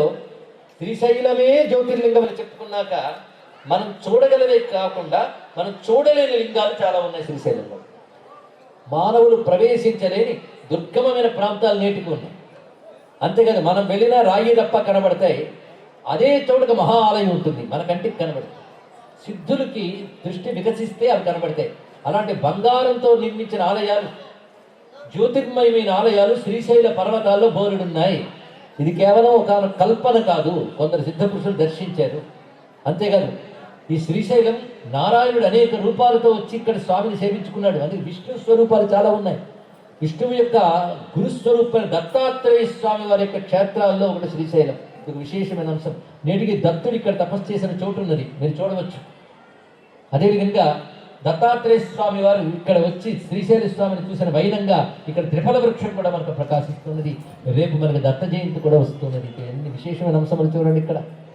ఈ క్షేత్రంలో మరొక ప్రత్యేకత, అనేక జ్యోతిర్లింగాలు ఉన్నాయి మన కంటితో చూడలేనివి. కానీ మన కంటితో చూడగలిగే జ్యోతిర్లింగాలు 2 ఉన్నాయి శ్రీశైలంలో. ప్రతివాడు గుర్తుపెట్టుకోండి. ఒకటి మనందరం గర్భగుడిలో చూస్తున్నటువంటి జ్యోతిర్లింగం, అది ఒకటి.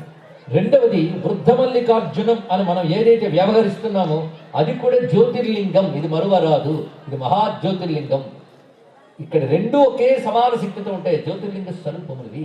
వృద్ధమల్లికార్జునుడు అనేక మంది పరిశోధకులు కూడా చెప్పిన విషయం ఏంటంటే ఇది శిలలా కనబడుతోంది కానీ ఇది మద్ది చెట్టు యొక్క శిలాజం. మద్ది చెట్టును సంస్కృతంలో అర్జున వృక్షం అంటారు. అర్జున వృక్షం యొక్క శిలాజం. శిలాజం అంటే చాలా మందికి తెలుసు కదా, ఫాజిల్. ఇది ఏర్పడడానికి ఎన్ని లక్షల సంవత్సరాలు పడుతుందోనండి. అలాంటి ఒకానొక శిలాజం. దీన్ని బట్టి ఏనాటి యుగాల నాటి నుంచో మల్లికార్జునుడు ఉన్నాడు అన్నానికి కూడా సరిపోతుంది ఇక్కడ. ఎందుకంటే స్వామికి వృక్షాయ అనే నామం రుద్రంలో కనబడుతుంది. నమ వృక్షేభ్యో హరికేశేభ్య నామం కూడా కనబడుతుంది. అది అర్జున వృక్షంతో స్వామి ఇక్కడ ఉన్నాడు, అర్జున వృక్ష నామంతో. మనకు మధ్యార్జునం, మల్లికార్జునం అంటూ 2 అర్జున క్షేత్రాలు ఉన్నాయి. మధ్యార్జున క్షేత్రం తమిళనాడులో ఉంది, ఇది మల్లికార్జునం. అర్జున క్షేత్రం, అర్జునం అంటే మద్ది చెట్టు, ఇదొక అర్థం. అర్జున అంటే తెల్లని వాడు అని అర్థం అండి. శివుడు ఎప్పుడు తెల్లగా ఉంటాడు. ఎంత తెల్లగా అంటే మల్లె ఎంత తెల్లగా ఉంటుందో అంత తెల్లగా ఉంటాడు. కానీ మల్లె పువ్వులా తెల్లగా ఉంటాడు కనుక మల్లికార్జున అని పేరు వచ్చింది. ఇది రహస్యమైన అంశం. మల్లికార్జున శబ్దానికి అసలు అర్థం మల్లిక వలె తెల్లని మంచి ఏలిక అన్నారు. అదే మల్లికలా తెల్లగా ఉంటాడు కదా మల్లికార్జునుడు అని పేరు. అయితే చరిత్రలో మనకు చెప్తారు, చంద్రావతి అనే మహారాణి వచ్చి ఇక్కడ సరస్వతి అంతర్వాహినిగా కలిసిన గుండముని దగ్గర కూర్చుని స్వామిని మల్లికలతో పూజించింది కనుక మల్లికార్జునుడు అయ్యాడని కథ చెప్తారు. ఈ కథ కూడా మనకు సంతోషమే. శివుడు భక్తుల పేర్లతో తన పేర్లను చలామణి చేయిస్తూ ఉంటాడు, అది వేరే విషయం. అయినప్పటికీ కూడా మల్లికలా తెల్లగా ఉండేవాడు అంటే శివుడు సహజంగా తెల్లని కాంతితో ఉంటాడు. ఆ తెలుపు ఏమిటాయి అంటే రజోగుణ తమో గుణములు దోషములు లేని శుద్ధ సత్వగుణంతో ప్రకాశించే స్వరూపము. నిర్గుణంగా ఆయనకి ఏ గుణము లేదు. కానీ భక్తులను అనుగ్రహించడం కోసం రజోగుణ తమో గుణాలు లేని శుద్ధ సత్వగుణంతో ప్రకాశిస్తాడు కనుక శుద్ధ సత్వగుణము యొక్క వర్ణం తెలుపు. అది శివుడు ఎప్పుడు తెల్లని వాడు అని వర్ణించబడుతుంది. మన ఫోటోలు వేసే వారికి తెలియక నల్ల రంగు పూసేస్తుంటారు, కానీ శివుడు తెల్లని వాడండి. అందుకే హిమచందన కుందేందు కుముదాం భోజ సన్నిభం అని పురాణాల్లో వర్ణించారు. కర్పూరంలా, వెన్నెల్లాగా, మంచులాగా, చందనంలాగా, మల్లికలాగా తెల్లగా ఉండే శివుడు అన్నారు. అంత విశేషమైన వర్ణన చేశారు. అని శివుడిని మరొక చోట అంటారు శరత్కాలపు చంద్రుని కాంతిలా ప్రకాశిస్తున్నవాడు అంటారు ఒక చోట. ఇంకో చోట గోక్షీరాభం అన్నారు. ఆవు పాల వంటి తెలుపుటి శివుడు, అంత శుద్ధమైన వాడు శివుడు. చిత్రం ఏంటంటే ఈ క్షేత్రంలో మరొక అందం ఉందండి. అమ్మవారి పేరు తుమ్మిద, అయ్యవారి పేరు పువ్వు. మల్లికార్జునుడు కదా, మల్లిక అంటే పువ్వు. సాధారణంగా పురుషతత్వాన్ని తుమ్మెత్తోను, స్త్రీతత్వాన్ని కుసుమంతో పోలుస్తారు. ఇక్కడ తిరుగుంది చూడండి, శివుడు కుసుమయ్యాడు, అమ్మవారు తుమ్మిదేశాడు. ఏమిటయ్యా విశేషం అంటే శివతత్వం అందరికీ తెలియదుట. పువ్వులో మకరందం ఉంటుంది, ఎవ్వరికీ తెలియదు. అలాగే శివుల్లో దాగిన తత్వం అనే మకరందం ఎవరికి తెలుసు అంటే అమ్మ అనే తుమ్మెదికి తెలుసుకున్నాడు. అందుకే ఆవిడ ఎల్లవేళలా శివతత్వాన్ని ఆస్వాదిస్తూ ఇక్కడ ఉంటుంది కనుక కుసుమంలో మకరందాన్ని తుమ్మెది ఆస్వాదించినట్లు శివునిలో దాగినటువంటి అద్భుతమైనటువంటి నిగూఢమైన తత్వ మకరందాన్ని జగన్మాత ఆస్వాదిస్తూ ఉంటుంది. ఆ భావంతో మనం ఇక్కడ దర్శించవచ్చండి. ఇక్కడ అందుకే మల్లిక వలె తెల్లని ఈ మంచి ఏలిక ఉల్లములో మధిరుమ ఈ ఉమకే ఎరుక, ఈ ఉమకే ఎరుక అని భావించడం జరిగింది. అటువంటి మల్లికార్జున జ్యోతిర్లింగానికి అమ్మ భ్రమరాంబకు నమస్కరిస్తూ ఏకకాలంలో జ్యోతిర్లింగ వైభవం అష్టాదశ శక్తిపీఠాలు ఒక శక్తిపీఠ రాష్ట్రం చెప్పుకున్నాం. అటువంటి మల్లికార్జున స్వామి వారికి నమస్కారం చేసుకుంటూ ఉన్న కొద్ది సమయంలోనే మనం వివిధ గ్రంథాల్లో చరిత్రలో ఉన్న అంశాలన్నీ ఇక్కడ స్మరించుకోవడం జరిగినది. ఒక రహస్య క్షేత్రం శ్రీశైలం, అది ఎప్పుడు గుర్తుపెట్టుకోవాల్సినది ఇక్కడ. అందుకే ఇక్కడ ఉన్నటువంటి శివస్వరూపాలు, ఇక్కడున్న శక్తి స్వరూపాలు, ప్రమద గణాలు వారందరికీ ప్రార్థించుతున్నది ఏంటంటే, హే పరమేశ్వర, హే జగదంబా తల్లి త్రిపుర సుందరి, నీ క్షేత్రం, నీ చుట్టూ కొన్ని యోజనాల వరకు విస్తరిల్ల శ్రీశైల ఖండం ఎల్లవేళలా మీ ఇద్దరితోనే శోభించాలి. ఎటువంటి దుర్మార్గములు కానీ ఎటువంటి కరువు కాటకాలు కానీ రాకుండా సనాతన ధర్మంతోనే ప్రకాశించాలి, సనాతన ధర్మం రాజ్యమేలాలి అని భావిద్దాం. ఇటువంటి దివ్యక్షేత్రమైన శ్రీశైల మల్లికార్జున మహాలింగానికి నమస్కరించుకుంటూ ప్రణమామి భ్రామరీ సంగం ప్రణత జన హృజ్జలజ భృంగం మదనయమ పటు దర్పభంగం శ్రీ మల్లికార్జున మహాలింగం, శ్రీ మల్లికార్జున మహాలింగం. ఆ నామంలోనే మాధుర్యం ఉందండి. శ్రీ మల్లికార్జున మహాలింగ అంటే చాలు, అంతకంటే మంత్రం ఏం కావాలి ఇక్కడ. అది శ్రీశైలనాథాయ నమశివాయ, శ్రీ భ్రమరీషాయ నమశివాయ. దాటి వెళ్ళాలని నాకు అనిపించట్లేదు, కానీ ఒప్పుకున్న సబ్జెక్ట్ చెప్పక తప్పదు కనుక ఉజ్జయినికి వెళ్దాం అందరం కూడా. సిద్ధమేనా? ఇప్పుడు మల్లికార్జునుడు మహాకాలుడే మనకు దర్శనం ఇవ్వబోతున్నాడు. నిన్న సోమనాథుడే వచ్చాడు, ఇప్పుడు మహాకాళేశ్వర జ్యోతిర్లింగం. కథలు ఎన్ని రకాలుగా ఉన్నానండి. క్షేత్రంలో మరో విశేషం మీద గమనించుకోవాలి.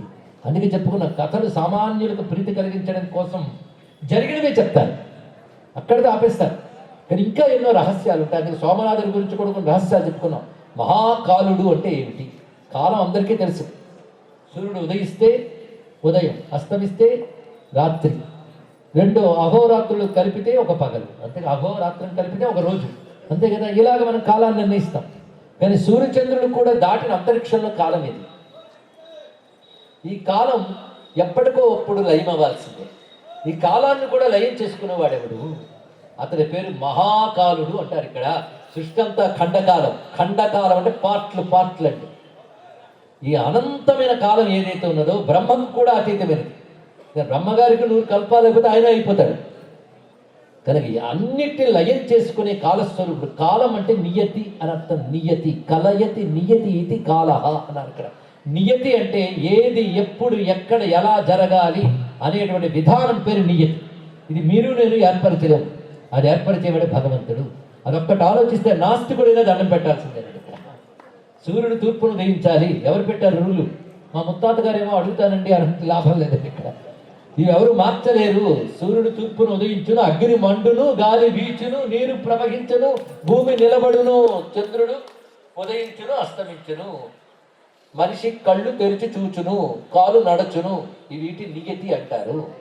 ఈ నియతిని ఏర్పరిచిన వాడు ఎవడో వాడు పరమేశ్వరుడు. నియతికి మరో పేరు కాలం.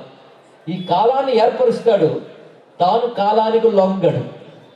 అందుకే కాలానికి లొంగే వాళ్ళను పశువులు అంటారు, అంటే జీవులు అర్థం అండి. ఎంతైనా ఎంతకాలం అనే క్వశ్చన్ ఉంటుంది. రామ ప్రవచనానికి అంటే ఎంతసేపు ఉంటుందండి అని వెంటనే అడుగుతారు. వాళ్ళందరూ టైం బౌండెడ్, అవునా లేదా? మీరు ఎంత వాచే చూసుకున్నా నా వాచే నేను చూసుకుని ఆపేస్తాను. ఎక్కడవుతుంది ఏం చేస్తాం? ఆపక తప్పదు. కానీ బ్రతుకు ఎప్పుడో అప్పుడు ఆగక తప్పదు. తెలుసుకోండి, ఇక్కడ మొదలై ఆగక తప్పదు, మళ్ళీ మొదలవక తప్పదు. బ్రతుకంత ప్రవాహం, అదే కాలం. కానీ కాలానికి లొంగే వాళ్ళు జీవులు. ఎవడు లొంగడు చెప్పండి? ఇక్కడ పిపీలకం నుంచి బ్రహ్మ వరకు అందరూ కాలబద్ధులే. మన టైం కంటే మరి కొంచెం ఎక్కువ టైం దేవతలకి, బ్రహ్మదేవుడికి ఇంకా ఎక్కువ టైం. ఇలాంటి బ్రహ్మలందరూ వెళ్ళిపోయారు. కనుక కాలానికి నిబద్ధమైన వాడిది ప్రకృతి, ప్రకృతికి నిబద్ధమైన వాడు జీవులు. మూడు వచ్చే చూడండి, జీవులు, ప్రకృతి, కాలం. ఈ మూడిటికి పరిమితి ఉంటుంది. ఈ కాలము ప్రకృతికి బద్ధులైన వాళ్ళే పశువులు. పాశం చేత బంధింపబడ్డ వాళ్ళు పశువులు. ఈ కాలాన్ని, ప్రకృతిని, జీవుల్ని ఎవడు శాసిస్తున్నాడో వాడు పశుపతి అన్నారు ఇక్కడ. ఆ పశుపతి మహాకాలుడు అని చెప్తున్నాడు. అది కాలానికి కూడా కాలమైనా, అదే మనందరి కాలం పూర్తవగానే యముడి దగ్గరికి వస్తాడట కింకరుని పంపించి. ఆ యముడికి కూడా కాలమి. అంటే యముడికి యముడు, కాలుడికి కాలుడు. ఎవడ ఏంటి? శివుడు అండి మనహుడు. అందుకని పేరేమిటి? మహాకాలుడు. ఈ మహాకాలుడిని మరొక్కసారి తలంచుకుంటే, సృష్టిలో ఎవరైనా ఏమంటే మీకు డబ్బు ఉంది, అన్నీ ఉన్నాయి, అయినా ఎందుకండి ఇన్ని కష్టాలు మీకంటే టైం బాగోలేదండి అంటారు. ఆ టైమే భగవంతుడు తెలుసుకోండి. ఇక్కడ కాలం భగవంతుడు. ఆ కాలానికి కాలం మహాకాలుడు. అందుకే ఎవడు మహాకాలుడిని ఆరాధిస్తారో వాళ్ళు ధన్యులు అవుతారు. విశేషం ఇది. మనకి శివుణ్ణి చూడవలసిన విధానం ఒక్కొక్క పేరుని. కానీ దివ్యమైనటువంటి నర్మదా నదీ తీరం, నర్మద చాలా విశేషమండి. దీని గురించి మనకు అద్భుతమైనటువంటి అంశములు ఉన్నాయి. ఈ నర్మదా తీరం అత్యంత అద్భుతం. ఈ నర్మదా తీరానికి సమీపంలో క్షిప్ర అనబడుక మహానది ఉన్నది. ఆ క్షిప్రా నదీ తీరంలో ఉంది ఈ నర్మదా, క్షిప్ర. ఈ రెండింటి మధ్యలో ఉన్నటువంటి విస్తారమైన సామ్రాజ్యం అవంతి. ఈ అవంతి నగర సామ్రాజ్యమే విక్రమార్కుడు మొదలైన మహాత్ములు ఏలినటువంటి దివ్య భూమి అండి. ఇది బాగా గుర్తుపెట్టుకోవాల్సిన అంశం. దీన్ని బట్టి భారతదేశ చరిత్ర ఒక్కసారి మనం తలంచుకోవాలి. అటువంటి అవంతి నగరీ రమ్య ముక్తిదా సర్వదేహినాం, అది అవంతి నగరం. అవంతి నగరంలోనే అటువైపు నర్మదా, మరొక క్షిప్ర ఉంది. ఆ క్షిప్రా నదీ తీరంలో ఒక విప్రోత్తముడు ఉండేవాడు. ఆయన పేరు వేదప్రియుడు. పేరే అంత బాగుంచడం. వాళ్ళ జీవితం ఎలా ఉన్నది అంటే, నిష్కామంగా సత్యసంధులై కపటము లేని జీవనం గడుపుతూ, వేద అధ్యయనము, వేద జీవనము రెండు ఉండాలండి. వేదాలను అధ్యయనం చేయడం ఒకటి, వేదము చెప్పిన ప్రకారం జీవించడం ఒకటి. ఇది పరిపూర్ణత ఇస్తుంది. అలాంటి మహానుభావుడు వేదప్రియుడు. పైగా ఆయన నిత్య అగ్నియాధాన సమాయుక్త శివ పూజారత సదా వేదాధ్యయన కర్తాచ వేద కర్మరతస్తదా. వేదాధ్యయన తత్పరుడు, వేదాలను అధ్యాపనం చేస్తూ ఉంటాడు, వేద కర్మలను ఆశ్రయిస్తూ ఉంటాడు, నిరంతరం నిత్యాగ్నిహోత్రికుడిగా ఉంటాడు. అదేవిధంగా శివ పూజా తత్పరుడు, గొప్ప శివభక్తుడు ఆయన అన్నిటిని మించి. ఎందుకంటే ఎంత వేద విజ్ఞానం ఉన్నా శివభక్తి లేనప్పుడు వ్యర్థం. వేద విజ్ఞానం ఉంటూ శివభక్తి ఉంటే దాని శోభే శోభ. మహానుభావుడు అటువంటి వాడు. ఆయనకు మొత్తం నలుగురు సంతానం. దేవప్రియుడు, ప్రియమేధసుడు, సుకృతుడు, ధర్మవాహి, నలుగురు. వాళ్ళు కూడా తండ్రి అడుగుజాడల్లోనే ఉంటూ తండ్రి ధర్మాన్ని పాటిస్తున్నారు. పత్ని సమేతుడై నిరంతరం వేదమయమైన జీవనం గడుపుతూ శివారాధన చేసుకుంటూ ఉన్నాడు. షట్కాల శివపూజా ధురంధరుడై శివార్చన చేసుకుంటూ ఉన్నాడు. అందున శివుడు వేదస్వరూపుడు. వేద శివ శివో వేద, వేదాధ్యాయి సదాశివ అంటారు కదా. శివుడు వేదవేద్యుడు కనుకనే ఆయనకి వేదవేత్తలన్నా, వేదవేత్తల యొక్క తపస్సన్నా ఆయనకి చాలా ప్రీతి. అటువంటి శివభక్తితో వాళ్ళు తేజరిల్లుతున్నారు. అక్కడికి కొంత దూరంలో రత్నమాల అని ఒక పర్వతం ఉంది. ఈ రత్నమాల పర్వతం దగ్గర దూషణాసురుడు అని ఒక రాక్షసుడు ఉండేవాడు. ఈ దూషణాసురుడు ఎంత దుర్మార్గుడు అంటే, అసురుడై దేవతలకు కంటపడి ఉంటూ లోకాలను బాధిస్తున్నాడు. అందరూ అసురులు చేసినట్లే. అతనికి వేదధర్మం అంటే పడదు, శివుడు అంటే పడదు, విష్ణువు అంటే పడదు. అంటే సనాతన ధర్మం అంటే పడని వాడు. అందుకే ఇప్పుడు తెలుసుకోవాలి, సనాతన ధర్మం అంటే గిట్టని వారు, సనాతన ధర్మంలో ఉన్న వాళ్ళని మార్పు చేయాలనుకునే వాళ్ళని రాక్షసులు అంటారు. తెలుసుకోండి, ఇది తెలుసుకోవాలి. ఇక్కడ ధర్మాన్ని దెబ్బతీయదలుచుకున్న వాళ్ళు, ధర్మాన్ని క్షోభ పెట్టదలుచుకున్న వాళ్ళు రాక్షసులు. అలాంటి రాక్షసులే దూషణాసురుడు మొదలైన వాళ్ళు. వీళ్ళు ఏం చేశారంటే ఒక ప్రణాళిక వేసుకున్నారు. ఎక్కడెక్కడ వేద ధర్మం ఉంటుందో, సనాతన ధర్మం ఉంటుందో అక్కడికి వెళ్ళి దాన్ని ధ్వంసం చేయాలి. ఎవరు వేదధర్మ పరాయణలో వారిని సంహరించాలి. దానికోసం రాక్షసుల్ని నియోగించి పంపించాడు. ఇలాంటి దాడులు ఈ భారతదేశం ఎన్ని ఎదుర్కొన్నదండి. కలిలో ఇంకా ఎక్కువ ఎదుర్కొంది. ఆ యుగాల నాడు ఏదో ఒకరిద్దరు రాక్షసులు, యుగాల నాడు మనకు ఇతరుల ఆక్రమణల్లో ఇలాంటి దాడులు జరిగి ఎన్నో కోల్పోయాం. ప్రస్తుతం తెలియకుండానే ఎన్నో దెబ్బలు తింటూ ఉన్నాం. ఏం చేస్తాం? అందరి నుంచి శివుడే రక్షించుగాక నమస్కారం చేసుకున్నాం. ఎన్ని అయినా స్పందించని లక్షణం ఒకటి ఉంది భారతీయుల్లో, సనాతన ధర్మంలో ఉన్న వాళ్ళకి. ఎన్ని బాధలు. సరే, ఆ శివుడినే నమ్ముకుంటూ ప్రార్థించేది తప్ప ఏం చేస్తాం? మొత్తాలు దూషణాసురుడు ఏం చేశాడంటే, యది జీవితమిచ్చా స్యాత్ తదా ధర్మం శివస్య చ వేదానాం పరమం ధర్మం త్యక్త్వా సుఖ సుభాగిన. ముందు దండోర వేయించాడండి. మీకు బ్రతకాలనే కోరికుంటే వేద ధర్మాన్ని విడిచిపెట్టండి. ఈ శివ పూజలు, విష్ణు పూజలు, అమ్మవారి పూజలు ఇవన్నీ వదిలేయండి. ఒకవేళ మా మాట వినకపోతే మేము ఆ పట్టణాల మీద, పల్లెల మీద దాడులు చేసి అక్కడ ఉన్న వాళ్ళని ధ్వంసం చేస్తాం, అక్కడ ఉన్నటువంటివన్నీ నాశనం చేస్తామని ప్రతిజ్ఞ చేసి బయలుదేరారు. అలా బయలుదేరి అనేక చోట్ల నాశనం చేసుకుంటూ రాక్షసుల గుంపు వస్తుందండి. ఇక్కడ ఆ వస్తూ ఉండగా సరిగ్గా ఈ ప్రాంతానికి వచ్చేటప్పటికల్లా ఈ వేదప్రియుని వద్దకు ఆ చుట్టూ ఉన్నటువంటి వేదవేత్తలు, సనాతన ధర్మావలంబకులైన మహాత్ములందరూ వచ్చి భయపడిపోయారు. ఇప్పుడు మనం ఏం చేస్తాం? ఎలా ప్రాణాలు రక్షించుకుంటాం? మెడ మీద కత్తి పెట్టి నువ్వు మా ధర్మం స్వీకరించావా సరే సరే, లేకపోతే నరకేస్తాం అంటే ప్రాణాలు పోయినా పర్వాలేదు, నా ధర్మంతోనే ప్రాణం విడిస్తానన్న మహాత్ములు ఈ భారతదేశంలో ఉండేవారు. అందుకే అనేక తలలు తెగినా, అనేక గ్రంథాలు తగలబడినా ప్రాణాలకు తెగించి మన వాళ్ళు ధర్మాన్ని కాపాడుకున్నారు కనుకనే ఇవాళ చెప్పుకోవడానికి పురాణాలు మిగిలాయి, వేదాలు మిగిలాయి, ఆలయాలు మిగిలాయి. ఇది తెలుసుకోవాల్సింది. కానీ ఆనాడు దూషణాసురుడు చేసిన దాడికి వచ్చిన వాళ్ళందరూ భయపడిపోయి తమకు పెద్ద దిక్కుగా వేదప్రియుని ప్రార్థించగానే వేదప్రియుడు గొప్ప మాట అన్నాడు, మీరు భయపడవద్దు.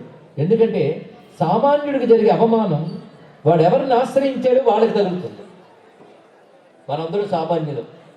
మనం ఏ రాజును ఆశ్రయించుంటే మనకు జరిగే హాని రాజు జరుగుతుంది. కానీ మనం ఎవరిని ఆశ్రయించాం? శివుణ్ణి ఆశ్రయించాం కనుక శివుణ్ణి ఎవడు హాని చేయలేడు కనుక మనం నిశ్చింతగా ఉన్నా అన్నాడండి మహానుభావుడు. ఆయన వెనకాల తపస్సుంది, నిరంతర శివానుష్ఠానం, శివమంత్ర జప బలం ఉంది. సత్యము, అహింస, శౌచము, అస్తేయము మొదలైనటువంటి ఆంతరంగికమైన ధర్మములు ఉన్నాయి. ధర్మం రెండు విధాలు: బహిరంగంగా తపస్సు, పూజ, జపము బహిరంగ ధర్మములు. సత్యము, అహింస, శౌచము అంతరంగ ధర్మములు.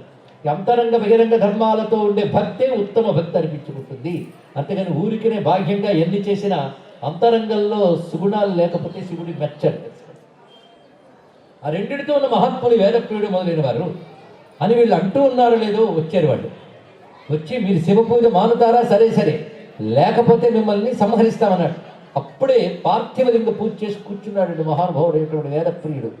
వాళ్ళు మహాకోపంతో ఏం చేశారంటే ఆ పార్థివస్థాని, ఆ పార్థివములున్న చోట వాళ్ళు ఒక్కసారిగా ఆయుధాలతో ఆ లింగాల్ని విసిరి కొట్టారు. అలా విసిరి కొట్టారు లేదో ఆ పార్థివ లింగాలు అంతవరకు ఉన్న చోట్లో ఒక భయంకరమైన గొయ్యి ఏర్పడిందండి. గర్త ఆసీత్ సశబ్దకః, ఒక పెద్ద గర్తము. గర్తం అంటే గొయ్యి. ఒక పెద్ద గొయ్యి ఏర్పడింది. ఎంత లోతుందో తెలియదు. ఆ గొయ్యి భయంకరమైన శబ్దం చేస్తే ఆవిర్భవించింది. అది చూస్తూ వీళ్ళు ఆశ్చర్యపోతున్నారు. అలాంటి భయంకరమైన శబ్దంతో ఆ గొయ్యి ఏర్పడగానే అట్టడుగు నుంచి ఒక మహాకాంతి పుంజం బయటికి ఎగజిమ్ముతూ వచ్చింది. ఆశ్చర్యపోయి చూస్తున్నారు. ఆ కాంతి పుంజ మధ్యంలో త్రిశూలధారయ్యై, కోపోద్యుక్తుడై, జటాజూటధారి అయినటువంటి త్రినేత్రుడు సదాశివుడు ప్రత్యక్షమయ్యాడు. కనబడుతూనే మహానుభావుడు త్రిశూలం పట్టుకుని హుంకరించాడండి. ఏం ఆయుధాలు లేదు, ఏమీ లేదు. హుంకార మాత్రం చేతని ఇత్యుక్త్వా హుంకృతేనైవ భస్మసాత్కృతవాంస్తదా దూషణంచ మహాకాల శంకర సబలం ధృతం. అప్పటికప్పుడు దూషణుడు అతడి యొక్క బహుసైన్యంతో సహా శివుడు హుంకార మాత్రం చేతనే భస్మమయ్యారు. అది శివుడు అంటే హుంకార మాత్రం చేతనే భస్మం చేశాడు. ఆ నిలబడి ఉన్నటువంటి ఆ స్వామి పేరే మహాకాలుడు. ఆ రూపంతో ఆవిర్భవించాడు ఆయన. ఎప్పుడైతే ఆ పని చేశాడో దేవతలందరూ దేవదందువులు మ్రోగించి పుష్పవృష్టి కురిపించారు. ఇందులో శివుడు లోకరక్షణ చేయడమే కాకుండా భక్తులకు రక్షణగా నేను ఉంటాను అభయమిస్తూ నిలబడ్డాడండి. అటువంటి రక్షకుడైన శివుడు ఉంటూ ఉంటే ఇంకెవరో రక్షకులు ప్రభువులను వెళ్ళడం కంటే దౌర్భాగ్యం పడుతుందో ఆలోచించండి. ఇక్కడ సర్వ జగద్రక్షకుడైన శివుడు ఆ విధంగా త్రిశూలధారి కనబడ్డాడు. అప్పుడు దేవతలందరూ ప్రార్థన చేశారు. చిత్రం ఏంటంటే ఒక్కరిని కాపాడడానికి శివుడు వస్తాడు, దేవతలు ప్రార్థించి ఆయన అక్కడ నిలబెట్టిస్తారు.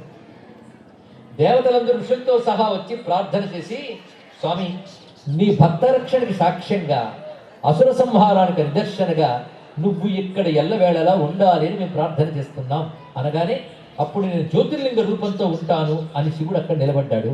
ఆ జ్యోతిర్లింగమే మహాకాల జ్యోతిర్లింగం. ఈ మహాకాల జ్యోతిర్లింగం విశేషం ఏంటంటే, మన శివలింగం చూస్తున్నాం కదా, దాని కింద పీఠము క్రోశుడు దూరం వరకు విస్తరించి ఉంటుంది అండి. అది శివలింగంలో ఉన్న పానవట్టానికి పరిమితం కాదు, ఆ పీఠం అంత విస్తరించి ఉంటుంది. అంటే అంత గర్తం ఏర్పడింది. అప్పుడు ఆ గర్తం నుంచి స్వామి ఉద్భవించాడు. ఇప్పటికీ అత్యంత మహిమాన్వితమైన లక్షణాలు చాలా కనబడతాయి. అంతేకాదు అక్కడ మంగళనాథుడు అని అక్కడ చిన్న పర్వతం మీద ఒక శివుడు ఉన్నాడు. అంటే అంగారకుడు ప్రతిష్ఠ చేసిన శివలింగం. చిత్రం ఏంటంటే అక్కడికి దగ్గరలో అంతరిక్ష పరిశోధనా సంస్థ వారు ఒక సెంటర్ ఏర్పాటు చేశారండి, పరిశోధనా సంస్థ. అక్కడి నుంచి చూస్తే మార్స్ క్లియర్గా స్టడీ చేయొచ్చు. అక్కడి నుంచి మార్స్ అంటే ఎవరు? అంగారక గ్రహం. అక్కడున్న పర్వతంపై దేవుడి పేరు ఏమిటి? మంగళనాథుడు. అది అంగారక గ్రహం చేత ప్రతిష్ఠింపబడింది. అక్కడ ఆధునిక విజ్ఞాన శాస్త్రవేత్తలు అంగారక గ్రహం గురించి పరీక్షించడానికి అనువైన చోటు అని చెప్పారు. ఇప్పుడు చెప్పండి, సైన్స్ హిందూ మతం ఎంత గొప్పదో, సైంటిఫిక్ రిలీజన్. అక్కడ ఉన్నది మంగళనాథుడు, అక్కడ నుంచి రీసెర్చ్ చేస్తే మంగళ గ్రహం కనబడుతుందిట. అంటే మంగళ గ్రహానికి సంబంధించి ఒకనొక వైబ్రేషన్ ఆ కేంద్రంలో ఉందండి. అది క్షేత్రాలకు వెళ్ళగానే మనకు తెలియకుండా పైనున్న కాస్మిక్ ఎనర్జీతో కనెక్ట్ అవుతాం. అందుకు క్షేత్రాలు వెళ్ళాలి. కొందరు అతి తెలివైన వాళ్ళు ఏమంటారంటే, మనసులో భక్తి ఉంటే చాలదా అండి క్షేత్రాలకి వాటికి వెళ్ళాలా అన్న వాళ్ళకి చెప్పాలి, నీ మనసులో లేదు అని చెప్పాలి. మనసులో ఉన్నవాడు వెళ్ళి తీరుతారండి తప్పకుండా, అన్ని చోట్ల వెళ్తాడు. అందుకే త్యాగరాజ స్వామి నాడు మహానుభావులు క్షేత్రయాత్రలు చేశారు. శంకర భగవత్పాలు వారు అహం బ్రహ్మాస్మి చెప్పిన మహానుభావుడు కూడా ఆసేతు సీతాచలం ముమ్మార్లు పర్యటించారు మహాత్ముడు. క్షేత్రాల్లో వెళితే అనంతమైన అంతరిక్షంలో ఉన్న దైవశక్తులతో క్షేత్రాలకు అనుబంధాలు ఉంటాయి. అందుకే ఇక్కడున్న శక్తి ప్రపంచాన్ని కాపాడుతుంది. ప్రపంచాన్ని కాపాడగలిగే శక్తి ఉన్న క్షేత్రాలున్న దేశం పేరు భారతదేశం. అలాంటి క్షేత్రాలు చాలా ఉన్నాయి. అలాంటి క్షేత్రంలో ఒకనొక మహానుభావుడు పాలించేవాడు ఉజ్జయిని నగరాన్ని రాజధానిగా చేసుకుని. ఉజ్జయిని చాలా గొప్ప క్షేత్రం. ఆ ఉజ్జయిని మహానగరంలోని మహాకాళేశ్వరుడు క్షిప్రా నదీ తీరంలో వెలసి ఉన్నాడు. అవంతి సామ్రాజ్యంలో ఒక ప్రధానమైన ప్రాంతం ఇది. అక్కడ చంద్రసేనుడు అని ఒక మహానుభావుడు పాలన చేసేవాడు. ఈ చంద్రసేనుడు శివభక్తుడు. ఎంత శివభక్తుడు అంటే శివభక్తికి సంతోషించి శివుని ప్రమదగణాల్లో ఒకడైన మణిభద్రుడు అనేవాడు వచ్చి ఒక మణి ఇచ్చేట కానుక చంద్రసేనుడికి. ఆ మణి చింతామణి. ఆ మణి ధరించితే దీర్ఘాయువు ఆరోగ్యం ఉండడమే కాకుండా పాలించే రాజ్యంలో దరిద్రం ఉండదు. రాజుకి ఎందుకు ఇచ్చారంటే రాజు నిస్వార్థంగా రాజ్యపాలన చేస్తాడు కనుక రాజ్యక్షేమం కోసం ఇచ్చేట మణి. అది రాజు ధరించేవాడు. అయితే మిగిలినటువంటి భూమండలంలో రాజులందరికీ ఆయన మీద అసూయ వచ్చింది. సహజమే కదండి, సంపద ఉన్న దేశం మీద ప్రతివాడికి కన్ను ఉంటుంది. అందుకే ఆయన కొందరు మిత్రుల్లోకి వచ్చి నువ్వు కానీ మాకు అది ఇస్తే దానికి ప్రత్యామ్నాయంగా నీకు కానుకలు ఇస్తామని చాలామంది చెప్పారట. కానీ ఆయన ఇవ్వలేదు. సామ దాన భేద దండ అని 4 ఉపాయాలు ఉన్నాయి కదా, ముందు అడిగి చూశారు. కానుకలు ఇస్తామన్నారు, వెళ్ళలేదు. సామం దానం పనిచేయలేదు. భేదం బెదిరించారు, అయినా వెళ్ళలేదు. ఇక దండోపాయంగా అనేక రాజ్యాల వాళ్ళు కూడబలుక్కొని దండయాత్రకు సిద్ధమయ్యారు. అది కూడా వాళ్ళు ఇంకా దండయాత్రలకు సిద్ధమవుతున్నారు, త్వరలో రాబోతున్నారన్న వార్త గూఢచారుల ద్వారా చంద్రసేనుడికి తెలిసింది. తెలిసిన వెంటనే ఆయన ఏం చేశారంటే శివయేవ గతి మమ అనే భావంతో మహాకాలుడి దగ్గరికి వెళ్ళి పూజ చేయడం మొదలుపెట్టాడు. అత్యద్భుతమైన ఆరాధన. కొన్ని నెలల పాటు ఆరాధన చేశాడు, ఉపవాసం చేస్తూ. ఎందుకంటే వాళ్ళన్ని ప్రణాళికలు వేసుకుని రావడానికి కూడబట్టుకోవడానికి కొంతకాలం పడుతుంది. ప్రకటించి యుద్ధానికి వస్తారు. ఈ లోపల ఈయన ఉపవాస దీక్ష చేస్తూ రాత్రింబగళ్ళు ఏకాగ్రంతో శివుడే శరణుగా ఆరాధన చేస్తున్నాడు. అప్పుడు ఒక వింత జరిగింది. ఆయన శివలింగ ఆరాధన చేస్తుంటే స్వామిని చూడ్డానికి అనేక మంది వస్తూ ఉంటారు కదా యాత్రికులు. ఆ యాత్రికుల్లో సామాన్యులు ఉంటారు, మహాత్ములు ఉంటారు. భారతదేశంలో క్షేత్రాలు కేవలం కొద్ది మంది కోసం పుట్టలే. అట్టడుగు వర్గాల నుంచి అన్ని వర్గాల వారి కోసమే భారతీయ క్షేత్రాలు ఉన్నాయి. అందుకే శ్రీశైల మల్లన్న అంటే చెంచులు గుర్తొస్తారు మనకి. ఇక్కడ సామాన్యుల చెంచులకి ఆడబడిచండి మా భ్రమరాంబ. ఆ చెంచులు కొలిచే దైవం మల్లన్న. అతి సామాన్యుల నుంచి అసామాన్యుల వరకు అందరి చేత ఆరాధింపబడే దేవతలున్న మతం పేరు హిందూ మతం. ఆ కారణం చేతి భవ్యమైన మతంలో ఒక అమాయకమైనటువంటి గోపకాంత, ఆవిడ కూడా దురదృష్టవశాత్తు పతివిహీన. ఆమె తన పిల్లవాడిని ఎత్తుకుని ఆ క్షేత్రానికి వచ్చింది. గోప బాలకుడు ఆ ఒళ్ళో ఉన్నాడండి. పంచాబ్దవయసం బాలం వహంతి గతభర్తృక. గతభర్తృక అంటే భర్తృవిహీనైనటువంటి ఆమె 5 ఏళ్ల పిల్లవాడిని ఎత్తుకుని ఆ గుడిలో స్వామిని చూడడానికి వచ్చింది. అప్పుడు రాజుగారు పూజ చేస్తున్నట్ట మహాకాళేశ్వరుడికి. అందరూ చూస్తున్నారండి. సంస్కారాలు చూడండి ఎలా ఉంటాయి. ఆ పిల్లవాడు 5 ఏళ్ళ పిల్లవాడు చూస్తున్నాడు. ఆ రాజు ఆ శివుణ్ణి పూజిస్తూ ఆవాహయామి, ఆవాహనం సమర్పయామి, సువర్ణరత్న సింహాసనం సమర్పయామి, పాద్యం సమర్పయామి, అర్ఘ్యం సమర్పయామి, ఆచమనీయం సమర్పయామి, స్నానం సమర్పయామి, యజ్ఞోపవీతం సమర్పయామి, వస్త్రం సమర్పయామి, గంధం సమర్పయామి అన్నీ ఇస్తున్నాడు. తర్వాత పూజ చేస్తున్నాడు. ఇవన్నీ పిల్లవాడు పరిశీలించాడు. ఏమేమి ఇస్తున్నాడు మొత్తం గమనించాడు. సంస్కారాలు ఉంటాయి. కొంతమంది అన్నీ చూస్తూ ఉంటారు కానీ ఏవి లోపలికి వెళ్ళదు. అన్నీ వింటారు కానీ నమోస్తు నారాయణ ఒక్కడు కూడా మనసులో వెళ్ళదు. కానీ పిల్లవాడి సంస్కారం చూడండి, మొత్తం గమనించాడు. గమనించి ఆయనలో పూర్వజన్మ వాసనలు ఏం మేల్కొన్నాయో కానీ ఒళ్ళు పులకించిపోయిన మహానుభావుడికి శివభక్తి వర్ధిల్లింది. ఇక్కడ కొందరికి చెప్పినా రాదు, కొందరికి చెప్పకుండానే వస్తుంది. అందుకే భారతంలో కృష్ణస్వామి ఒక మాట అంటాడు, గుర్తుందా? మన ఇదే క్షేత్రంలో మహాభారతంలో శివలీల అని 6 రోజులు చెప్పుకున్నాం. రహస్యాలతో కూడిన విషయం అందులో ఉంటుంది. చెప్తున్నాడు కృష్ణుడు, కోటి జన్మార్జిత పుణ్య భవే భక్తి ప్రజాయితే. కోట్ల కొలది జన్మాల పుణ్యం ఉంటేనే శివుడిపై భక్తి కలుగుతుందండి. సామాన్యమైన అంశం కాదు. ఈ పిల్లాడికి కలిగింది. వాడు తిరిగి ఇంటికి వెళ్ళిన తర్వాత ఆ శివుణ్ణే ధ్యానిస్తూ అక్కడున్న ఇటుకలన్నీ తెచ్చి ఒక చిన్నగా పెట్టాడు. ఆ ఇటుకల కింద ఒక నున్నని రాయిని తీసుకొచ్చాడు. క్షిప్రానదిలో కడిగి తెచ్చాడు. దాన్ని చక్కగా తెచ్చి దాన్ని అక్కడ పెట్టుకున్నాడు. దొరికిన పువ్వులు పళ్ళు ఏవో తెచ్చాడు. అంత విభూతి ఎక్కడి నుంచో తెచ్చాడు. శివుడికి పూసాడు. పూసి దొరికినంత వరకు పువ్వులతో వేస్తున్నాడు. మిగిలిన భావనతో చేస్తున్నాడు. ఇక్కడ ఎంత ఆశ్చర్యకరమైన పూజ చేస్తున్నాడు. ఇక్కడ ఆ పూజ ఏమిటంటే కృత్రిమైన ద్రవ్యై నైవేద్యం చాపి అకల్పయ్యేది. కృత్రిమైన ద్రవ్యై నిజమైన పదార్థాల్లో నైవేద్యం సర్పయామి అని భావిస్తున్నట్టు చూడండి. ఇక్కడ మామూలుగా చేసిన పూజ కంటే మానసిక పూజ 5 రెట్లు గొప్పది.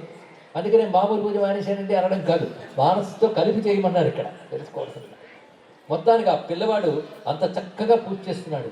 ఆ పూజ చేస్తూ చివరికి ధ్యానంలో మై మర్చిపోయింది. అరే ఎన్ని జపాలు చేసిన రాని సమాధికి, ఆ సమాధి 5 ఏళ్ల పిల్లవాడికి వచ్చేసింది. ఆశ్చర్యకరమైన. ఇలాంటప్పుడే పూర్వపుణ్య విశేషం అంటారు. ఆయన ఆ విధంగా ఆనందంగా ధ్యానిస్తూ తనను తాను మై మర్చిపోయాడు.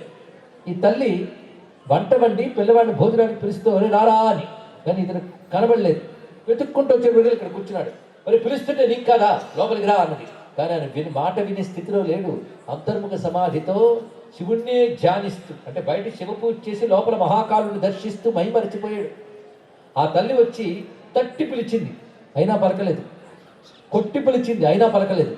అక్కడ చూసింది ఆ శివుడు. ఎందుకా నువ్వు చేయట్లేదు అని చెప్పి ఆ శివలింగాన్ని తీసి విసిరేసింది. ఏదో రాయి అనుకుంది, ఎందుకంటే పిల్లాడు చేసే పూజ ఏమిటి అని మనకు అనిపిస్తుంది కదా. కానీ శివుడికి అలా అనిపించదు. ఆయన పిలిస్తే ఒక చిన్న మట్టి ముద్దలో కూడా వస్తాడు. అంత దయామయుడు. మంత్రంతో పిలిచి కూర్చోబెడితే మట్టి ముద్దలకు కూడా రావడానికి సిద్ధంగా ఉన్న గొప్ప దేవుణ్ణి పొందిన మతం హిందూ మతం. అందుకే భారతీయులు పసుపుతో ముద్ద పెట్టి మహాగణపతి అయిన మహా అంటే వచ్చేస్తాడు గణపతి. ఒక మట్టి ముద్ద గుండ్రంగా చుట్టి పెట్టి నమశివాయ అంటే శివుడు వస్తాడు. అదేంటి గొప్ప విషయం. అందుకే పిలవగానే మంత్రంతో ఆహూత, సన్నిహిత, వ్యాపక అనే 3 లక్షణాలతో శివుడు వస్తాడు. ఆహూత అంటే ఆహ్వానింపబడ్డం, సన్నిహిత అంటే అందులో కూర్చుంటాడు, వ్యాపక అంటే ప్రత్యడుగు వ్యాపిస్తాడు. ఇది ఆవాహన అనే ప్రక్రియలో దాగిన అర్థం. మనసు మంత్రము కలిపి మహదేవు పిలువ, సన్నిహితుడై నిలిచి స్వామి వ్యాపకుడవు.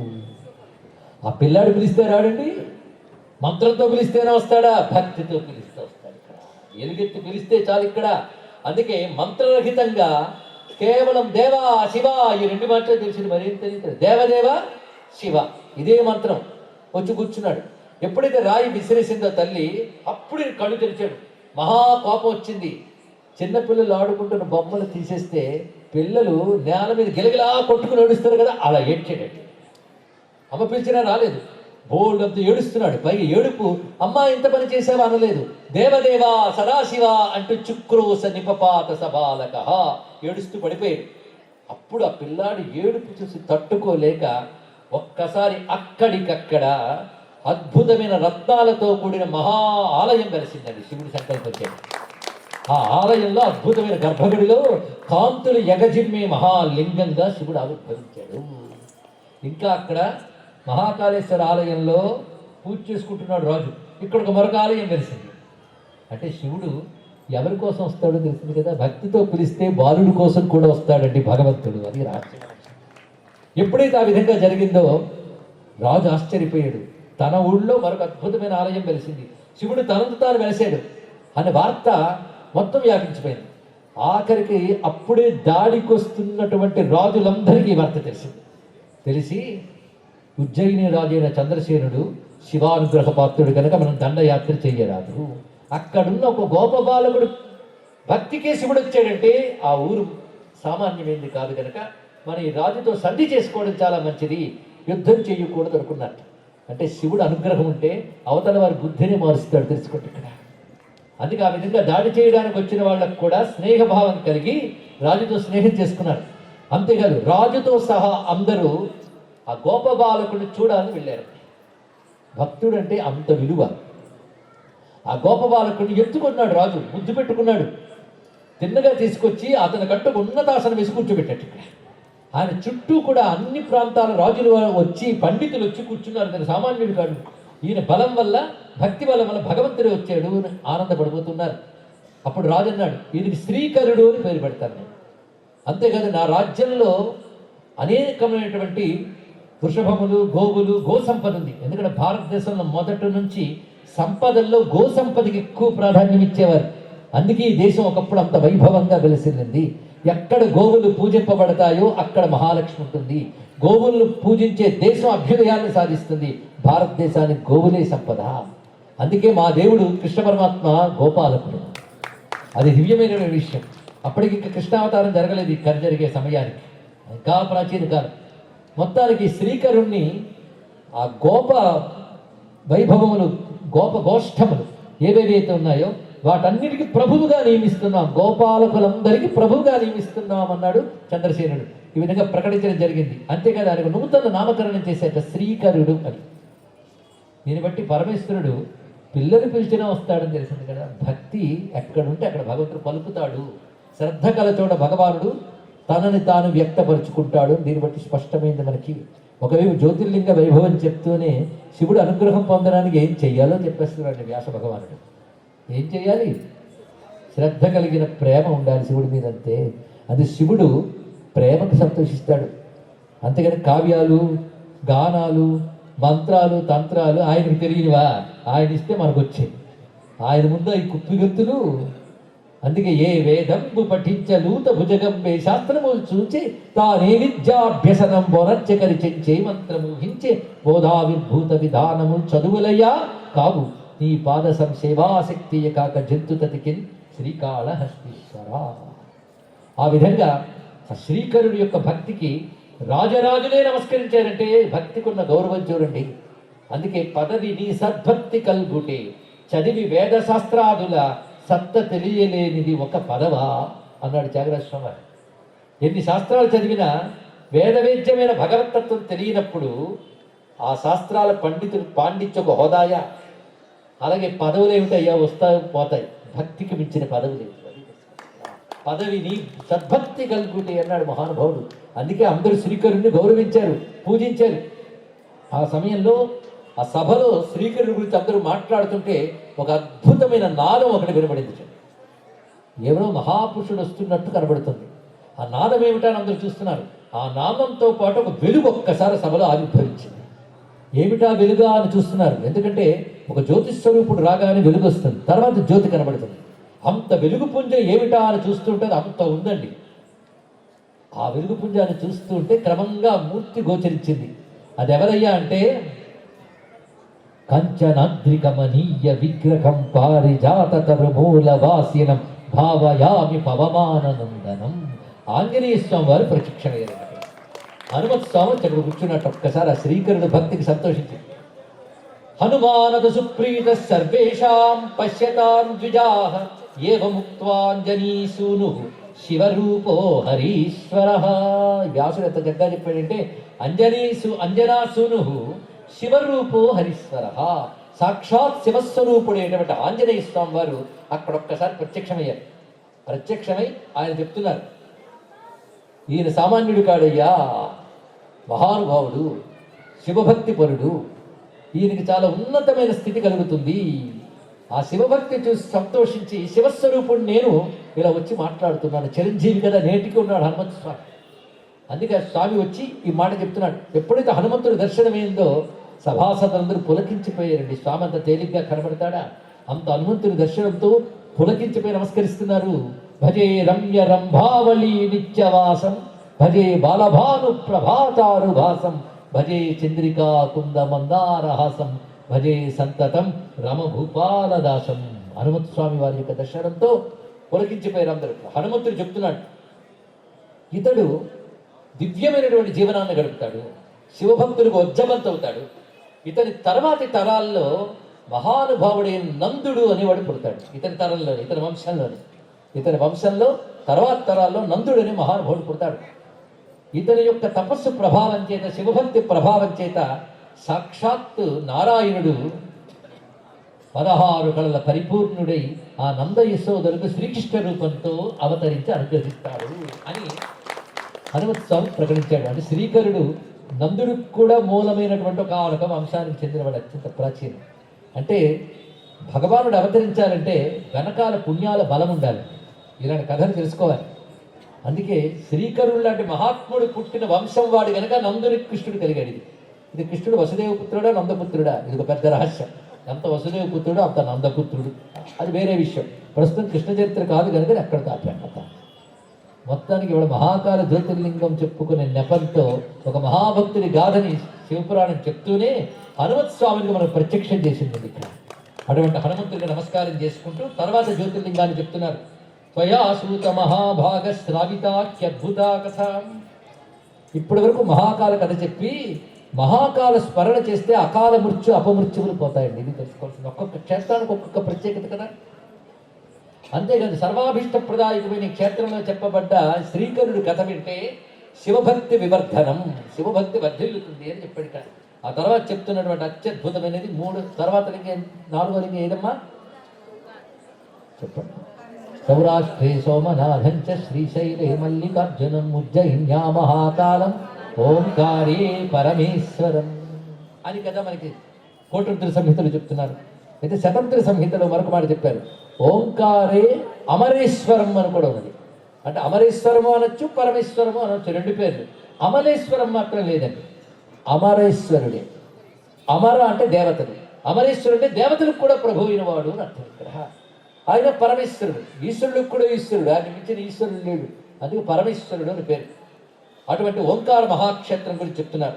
ఒకప్పుడు వింధ్య పర్వతం అక్కడ దివ్యమైన పర్వతం.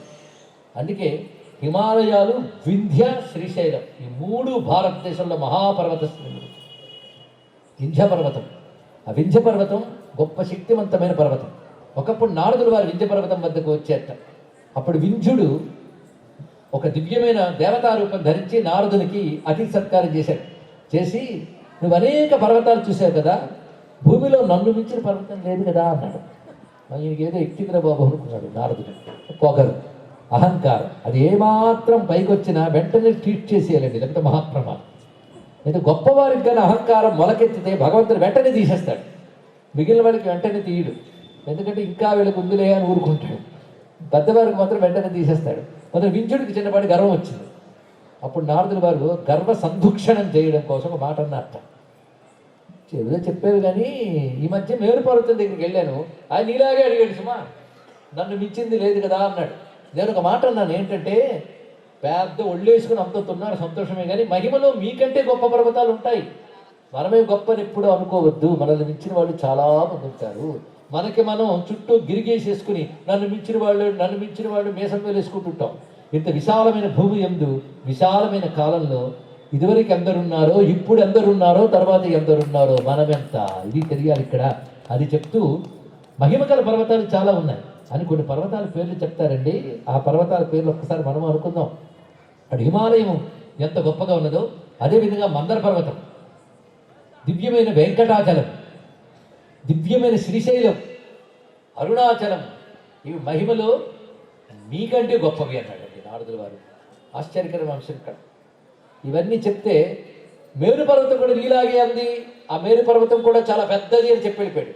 ఇందులో మేరు పర్వతం కూడా నీలాగే అడిగింది అన్న మాట పట్టింది ఆయనకి. మేరు పర్వతంతో అసూయ పుట్టింది. ఎందుకంటే గురువులు గొప్పగా చెప్పినా అహంకారం ఉన్నవాడు పాఠం నేర్చుకోడు. తెలుసుకోండి, ఆ మాట గురువులకి ఎప్పుడూ అర్థమైపోయి ఉంటుంది. వీడికి అంత చెప్పినా ఒకటే అనే విషయం అర్థమైపోయి గురువులు మౌనం వహిస్తారు. పాపం గురువులకి ఏమీ తెలియదు అనుకుంటారు శిష్యులు, వాళ్ళు అన్నీ తెలుసు కానీ చెప్పి వేస్ట్ అన్న విషయం వాళ్ళకి తెలుసు. కానీ వింధ్యుడు ఉన్నాడే, వీడు పరమ అహంకారంతో పోటీ పడి మేరు పర్వతం కంటే పెరుగుదామని పెరిగిపోయాడు. పెరగాలంటే ఊరికనే పెరుగుతాడా? శక్తి ఉండద్దు. అందుకోసం ఏం చేశానంటే, ప్రతి పర్వతానికి బయట కనబడే రాయి రూపం కాకుండా ఒక దేవతా రూపం ఉంటుంది, జంగమ రూపం అంటారు దాన్ని. ఆ రూపంతో పార్థివ లింగాలు చేసుకుని శివ పూజ చేశాడు. ఆ శివ పూజకి సంతోషించి శివుడు అడిగాడు, ఇంకేం కావాలి, నేను అంత పెరిగిపోవాలనుకున్నాడు.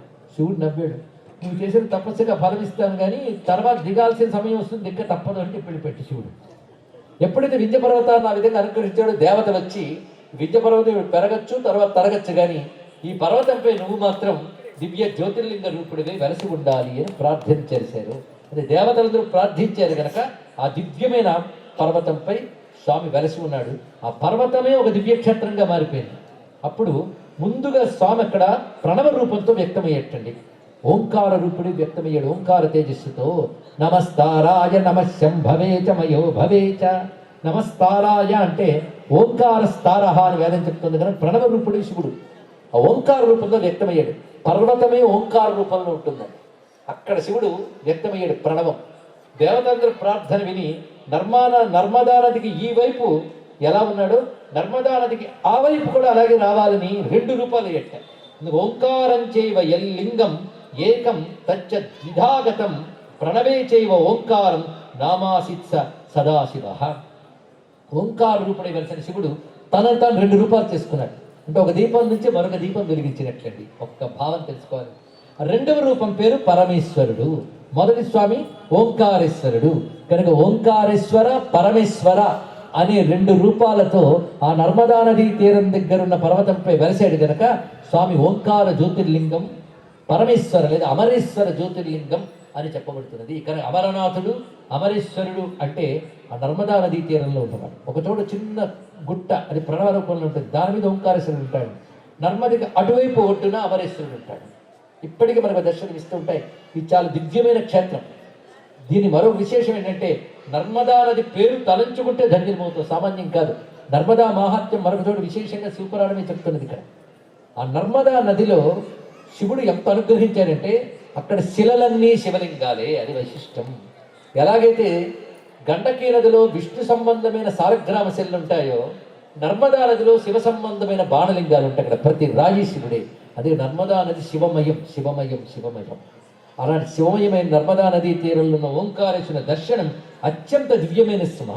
అది పరమేశ్వరుడికి అత్యంత ప్రీతిపాత్రమైనటువంటి చోటు అంటూ ఓంకారేశ్వర జ్యోతిర్లింగ వైభవాన్ని మనం స్మరించుకున్నాం. ఓంకారం అమలేశ్వరం లేదా అమరేశ్వరం లేదా పరమేశ్వరం. అమలేశ్వరం అన్నంత మాత్రం పెద్ద దోషమే లేదు. అమలం అంటే నిర్మల. శివుడి కంటే నిర్మలుడు ఎవడు ఉంటాడండి? ఇక్కడ శుద్ధ స్ఫటిక శంకాసంతు నేత్రం పంచవత్రకం. శుద్ధమైన వాడు. శివుడు అంటేనే శుద్ధమని అర్థం, శివుడు అంటేనే నిర్మలమని అర్థం. అది శివచింతన చెయ్యగా హృదయం నిర్మలమైపోతుంది. ఇక్కడ నిర్మలమైన హృదయంలో శివుడు కనబడతాడు. అది విశేషమైన అంశం ఇక్కడ. అందుకే ఓంకారే అమరేశ్వరం లేదా ఓంకారం అమరేశ్వరం అని మనం నమస్కారం చేసుకున్నాం. ఆ తర్వాత జ్యోతిర్లింగం గురించి చెప్తున్నారు. కేదారే హిమాలయేతు కేదారం, కేదారేశ్వరుడు చాలా విశేషమైనటువంటి అంశం ఇక్కడ. ఈ కేదారేశ్వరుడు ఎలా వచ్చాడు అంటే గంగానది ప్రవహిస్తున్న దివ్యధామం. అనేక యోగులు నేటికి ఉన్నారు. గంగాయమునియోరు మునిభ్యశ్చర మహానమ నమస్కారం చేస్తున్న మహాత్ములందరూ ఏ సిద్ధభూముల్లో ఉన్నారో ఆ సిద్ధభూములున్న చోటు గంగానది అలకనంద ఈ విధంగా మందాకిని అనే పేర్లతో ప్రవహిస్తున్న పవిత్రమైనటువంటి చోటు. అలాంటి గంగ ప్రవహించే చోట సహజ శాలగ్రామమూర్తిగా వెలసి ఉన్నాడు నారాయణ స్వామి. అదే బదరి అని చెప్పబడుతున్నది.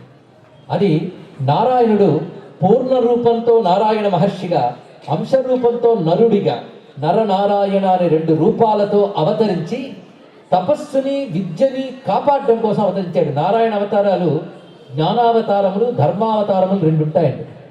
ధర్మావతారములు లోకంలో అధర్మాన్ని పోగొట్టి ధర్మాన్ని రక్షిస్తాయి. జ్ఞానావతారములు అజ్ఞానాన్ని పోగొట్టి జ్ఞానాన్ని రక్షిస్తాయి. అవి తపస్సును రక్షించడం కోసం, జ్ఞాన ప్రదానం కోసం వస్తాయి. అలాంటి వాటిలోనే దత్తాత్రేయ అవతారం ఒకటి, వృషభావతారం ఒకటి, నరనారాయణ అవతారం ఒకటి. ఇవన్నీ కూడాను జ్ఞానావతారములు అని చెప్పబడతాయి. నరనారాయణుని ప్రతివారు ప్రాతకాలంలో తలంచుకోవాలి. ఇది శాస్త్రం చెప్తోంది. నారాయణం నమస్కరించ నరంచైవ నరోత్తమం నమస్కరించుకుంటాం మనం ఇక్కడ. అంతేకాదు ఒక్కొక్క భూమిలో ఒక్కొక్క వర్షానికి ఒక్కొక్క రూపంతో ఉంటాట విష్ణువు. భారతదేశానికి నరనారాయణులే రక్ష. ఇది తెలుసుకోండి. ఇక్కడ సనాతన ధర్మానికి ఆధారం హిమాలయాలు, అక్కడున్న నరనారాయణులు. ఇప్పటికీ అనేక విద్యలు అంతరించిపోయిన మనం బాధపడతాం, కానీ విద్యలు నశించవు. విద్యలు దేవతలు. విద్యలు పొందడానికి యోగ్యులు నశిస్తారు. అది తెలుసుకోండి. ఎప్పుడైతే యోగ్యులు లేరో విద్యలు అంతరించిపోతాయంటే అంతర్ధానం అయిపోతాయి. అంతర్ధానమైన విద్యలు నరనారాయణ ఆశ్రమంలో ఉంటాయండి. మళ్ళీ కలియుగం పోయి కృతయుగం రాగానే మళ్ళీ వస్తాయి. అది ఇప్పుడు మన యోగ్యత సంపాదించుకుంటే నరనారాయణులు అనుగ్రహం చేతి విద్యలు వస్తాయి. అది విద్యలు రావాలనుకున్న ప్రతి వాళ్ళు కూడా నరనారాయణుని నమస్కరించాలని పెద్దవాళ్ళు చెప్పారు ఇక్కడ. అలాంటి నరనారాయణులు తపోమూర్తులు. తపో మార్గాన్ని ఉద్ధరించడానికి అవతరించారు వారు. తపస్సు అంటే ఏమిటో చెప్పడం కోసం వాళ్ళు తపస్సు చేశారండి మహానుభావులు. ఆ నరనారాయణులు ఆ దివ్యమైన గంగా తీరంలో బదరికాశ్రమంలో తపస్సు చేస్తారు. నేటికి మీరు వెళితే నరనారాయణ ఆశ్రమం చోటు చూపిస్తారు బదరికి దగ్గరలో. ధర్ముడు అనబడి ఒక మహాత్ముడు మూర్తి అనే పత్నితో కలిసి అక్కడ తపస్సు చేయగా వారికి సంతానంగా కలిగిన వారు నరనారాయణులు. ఆ నరనారాయణులు ఇక్కడ తపస్సు చేశారు. ఆ తపస్సుకు ఫలితంగా శివుడు ప్రత్యక్షమయ్యాడు వారి ముందు. ఆ నరనారాయణ శివుడు అడిగాడు, మీకేం కావాలని? స్వామి, మా కోరిక మేరకు నువ్వు ఇక్కడ జ్యోతిర్లింగ రూపుడివై వెలియాలి అని ప్రార్థన చేశారు. నరనారాయణుల తపస్సులకు ఫలంగా స్వామి అక్కడ ఆవిర్భవించాడు. అదే కేదారేశ్వర జ్యోతిర్లింగం అని చెప్పబడుతుంది. ఇది కేదారేశ్వరం. కేదారం అంటే పొలం అని అర్థం అండి. ఇక్కడ ఏమిటా పొలం అంటే జీవుల జన్మలనే పొలాలని శివుడు తన అనుగ్రహంతో పండిస్తాట. జ్ఞానం అనే పంట పండిస్తాట. అది బ్రతుకు పంటలు పండించే దేవుడే కేదారేశ్వరుడు. ఇది తెలుసుకోవాలి. ఇక్కడ దివ్యమైనటువంటి ధామం అది. అటువంటి కేదారేశ్వర స్వామి యొక్క గొప్ప విశేషం చెప్పారు. ఈ కేదారేశ్వరుడు దర్శనానికి ఒకప్పుడు పాండవులు వెళ్ళారు. ఆ పాండవులు పరీక్షించడం కోసం శివుడు ఆ కేదార క్షేత్రం నుంచి మరి కొంచెం దూరం వెళదామని ప్రయత్నించాడు. కానీ పాండవులు కృష్ణానుగ్రహం పొందిన వాళ్ళు కనుక వెళుతున్న శివుడిని చూశారు. ఆ శివుడు ఒక పెద్ద మహిషి రూపంతో వెళ్ళబోతున్నాడు. వెళ్ళబోతున్న శివుడు వెనక నుంచి చుట్టుపట్టుకున్నారు వాళ్ళు. శివ, వెళ్ళకయ్యా, మమ్మల్ని అనుగ్రహించు అంటే ఆయన అప్పటికే అక్కడ పుష్టభాగం పెట్టి శిరోభాగాన్ని నయపాలే శిరోభాగో గతస్తద్రూపత స్థిత. నయపాల క్షేత్రంలో తన శిరస్సును పెట్టాడు. పుష్టభాగం అక్కడ పెట్టున్నాడు. ఈ మధ్యనంతో శివుడే అని చెప్పడం కోసం మనకి అర్థం చూపిస్తున్నానండి. కేదారంలో ఈ చోటు నుంచి నయపాలం, నయపాలాన్ని మనం నేపాల్ అంటున్నాం. ఇక్కడ నేపాల్ పశుపతినాథుడు. అక్కడి వరకు ఈ చోటంతో శివస్వరూపం. అది హిమాలయంలోని విశేషం. ఇక్కడ అది చెప్పడం కోసం కథను చూపిస్తున్నారు. ఆ పృష్ఠభాగం వద్ద పాండవులు ఆరాధన చేసుకున్నారు. జ్యోతిర్లింగ స్వరూపం. తత్ర నిత్యం హరస్సాక్షాత్ క్షేత్రే కేదార సన్యకే భారతీభి ప్రజాభిచ్చ తథైవ పరిపూజ్యతే. భారతీయులందరి చేత పూజింపబడే కేదారేశ్వర స్వామిని దర్శనం చేయడం ఒక మహాభాగ్యము. అసలు ఈ దర్శనం కోసం వెళుతూ మధ్యలో కానీ మరణిస్తే వాడు ముక్తి పొందుతాడు సుమా అని చెప్పారు ఇక్కడ. అలాగని మరణించే ప్రయత్నాలు చేయకూడదండి. వెళుతూ ఉంటే జరిగితే. కానీ కేదారేశ్వర దర్శనమే చాలా విశేషమైనది. ఇది నరనారాయణ తపస్సుతో వచ్చిన వాడు కేదారేశ్వరుడు. అంటే కేదారేశ్వర జ్యోతిర్లింగ వైభవాన్ని మనం చెప్పుకున్నాం. అదేవిధంగా ఒక దివ్యమైన మరొక క్షేత్రం గురించి చెప్తున్నాడు. కామరూపం అనే చోటు ఉన్నది. కామరూపం బాగా గుర్తుపెట్టుకున్న తర్వాత మనకు వస్తుంది. ఈ కామరూపం అనేటువంటి ఒకనొక చోట భీముడు అనేటువంటి ఒక రాక్షసుడు ఉండేవాడు. భీముడు అంటే భయంకరుడని అర్థం. ఈ భయంకరుడైన రాక్షసుడు ఈ కామరూప ప్రాంతంలో ఉన్నటువంటి అనేక మంది మహాత్ముల్ని పీడించడమే కాకుండా వీడి సఖ్య పర్వతాల్లో నివాసం చేసుకున్నాడు. సఖ్య పర్వతాల్లో ప్రధానమైన నివాసం చేసుకున్నాడు. ఈ సఖ్య పర్వతాల్లో నివాసం చేసుకున్నవాడు కుంభకర్ణుని కొడుకు. కుంభకర్ణుడు ఒకప్పుడు సంచారం చేస్తూ ఉంటే విరాధుడి యొక్క భార్య పుష్కసి అని ఒక ఆమె కనబడింది. విరాధుని యొక్క భార్య కర్కట్. విరాధుని యొక్క భార్య కర్కట్. ఆ కర్కట్ కనబడింది. అప్పటికే విరాధుడు మరణించేట రాముడి చేతిలో. ఈ కుంభకర్ణుడు నిద్రపోయి 6 నెలలకోసారి వస్తాడు కదా, అది 6 నెలలకోసారి నిద్ర లేచి తిరగడానికి వెళ్ళాడు. తిరగడానికి వెళ్ళినప్పుడు ఇవి కనబడింది. అప్పటికే విరాధుడు లేడు. కానీ కామోద్రిక్తుడై ఈ కర్కటిని బలాత్కరించాడు. అప్పుడు కుంభకర్ణుని ద్వారా కర్కటికి పుట్టిన పుత్రుడే ఈ భీముడు, ఈ రాక్షసుడు. ఆ తర్వాత రామకథ జరిగింది. రావణాసుర సంహారం అయిపోయింది. అన్నీ జరిగిపోయాయి. ఈ భయంకరమైన రాక్షసుడు సహ్యేచ పర్వతేశోపి మాత్రావాసం చకార. ఆయన సహ్యపర్వత శ్రేణిలో అక్కడున్నాడు. ఎవడు? ఈ భీమాసురుడు. వాళ్ళ అమ్మతో పాటు ఉన్నాడు. ఒకసారి వాళ్ళ అమ్మని అడిగాడు, అమ్మా మా నాన్న ఎక్కడున్నాడమ్మా చెప్పవా అంటే, మీ నాన్న వాళ్ళ అన్నగారితో కలిసి ఎప్పుడూ పోయాడంట. రాముడు చెప్పాడు ఆయన. పైగా మీ నాన్న వల్ల నువ్వు కలిగావు, నేను ఎప్పుడు ఆ తర్వాత మీ నాన్న చూడలేదు, ఇక్కడే ఉన్నాను, ఇక్కడ నేను పెంచి పోషించుకుంటూ ఉన్నాను. పైగా నాకు ఇద్దరు తల్లిదండ్రులు ఉండేవారు. ఒకటి పేరు తండ్రి పేరు కర్కటుడు, తల్లి పేరు పుష్కసి. వాళ్ళిద్దరూ అగస్త్య మహర్షి దగ్గరికి వచ్చి పిచ్చి పని చేశారు. అగస్త్య మహర్షి శాపానికి గురైపోయారు వాళ్ళు. అప్పటి నుంచి నేను ఒక్కదాన్ని కొడుకు నేను పెట్టుకుని పెంచి పోషించి ఇంతవాడిని చేశానయ్యా. ఇప్పుడు మహామాతృభక్తి. ఎందుకు మా నాన్న పెదనాన్న కలిసి మొత్తం రాముడి చేతులు మరణించారు కనుక, రాముడు అంటే విష్ణువు కనుక, విష్ణువు దేవపక్షివాది కనుక నేను దేవతల్ని విష్ణువుని శత్రువుగా భావిస్తున్నాను, వాళ్ళని దెబ్బతీయడానికి తపస్సు చేస్తాను అని నిశ్చయించుకున్నవాడే భీముడు భయంకరమైన తపస్సు చేసి శక్తిని సంపాదించుకుని దేవతలపై కంటకుడై ఆ దేవతలను గడగల్లాడించాడు. ఒక విష్ణువునే శత్రువుగా భావించాడు కనుక విష్ణువు సంహరించడానికి లేదుట. ఇలాంటి పరిస్థితి. అప్పుడు దేవతలందరూ కలిసి పరమేశ్వరుడు ప్రార్థన చేస్తున్నారు. అప్పుడు శివుడు అంటున్నాడు, నా భక్తులపై అతను ఎప్పుడైనా వచ్చాడా వాడి పని నేను చూస్తానన్నాడు. కామరూప దేశంలో, కామరూప దేశం అంటే ప్రస్తుతం అస్సాం అని చెప్పబడుతున్న ప్రాంతం అండి. అక్కడే కామాక్ష మహాశక్తి పీఠం ఉంది, గౌహతి అంటాం మనం. అది కామరూపాభిదే దేశే. అలాంటి కామరూప దేశంలో ఒక మహానుభావుడు ఉండేవాడు. ఆయన గొప్ప భక్తుడు, పైగా శివభక్తుడు అండి. ఆయన చాలా విశేషమైనటువంటి భక్తి కలిగినటువంటి వాడు. అతను ఎల్లవేళలా వేదధర్మాన్ని పాటిస్తూ పంచాక్షరి జపపరాయణుడై ఉన్నాడు. అటువంటి మహాత్ముడు, సుధర్మిష్ఠుడు, హరప్రియుడు అయినటువంటి ఆ మహాత్ముడు నిరంతర శివారాధన తత్పరుడు. అయితే ఇతను ఏంటంటే అన్ని లోకాలు దండయాత్ర చేసి వస్తూ ఈ కామరూప దేశంలో ఉన్నటువంటి రాజును పట్టుకున్నాడు. ఈ రాజు పేరు సుదక్షిణుడు.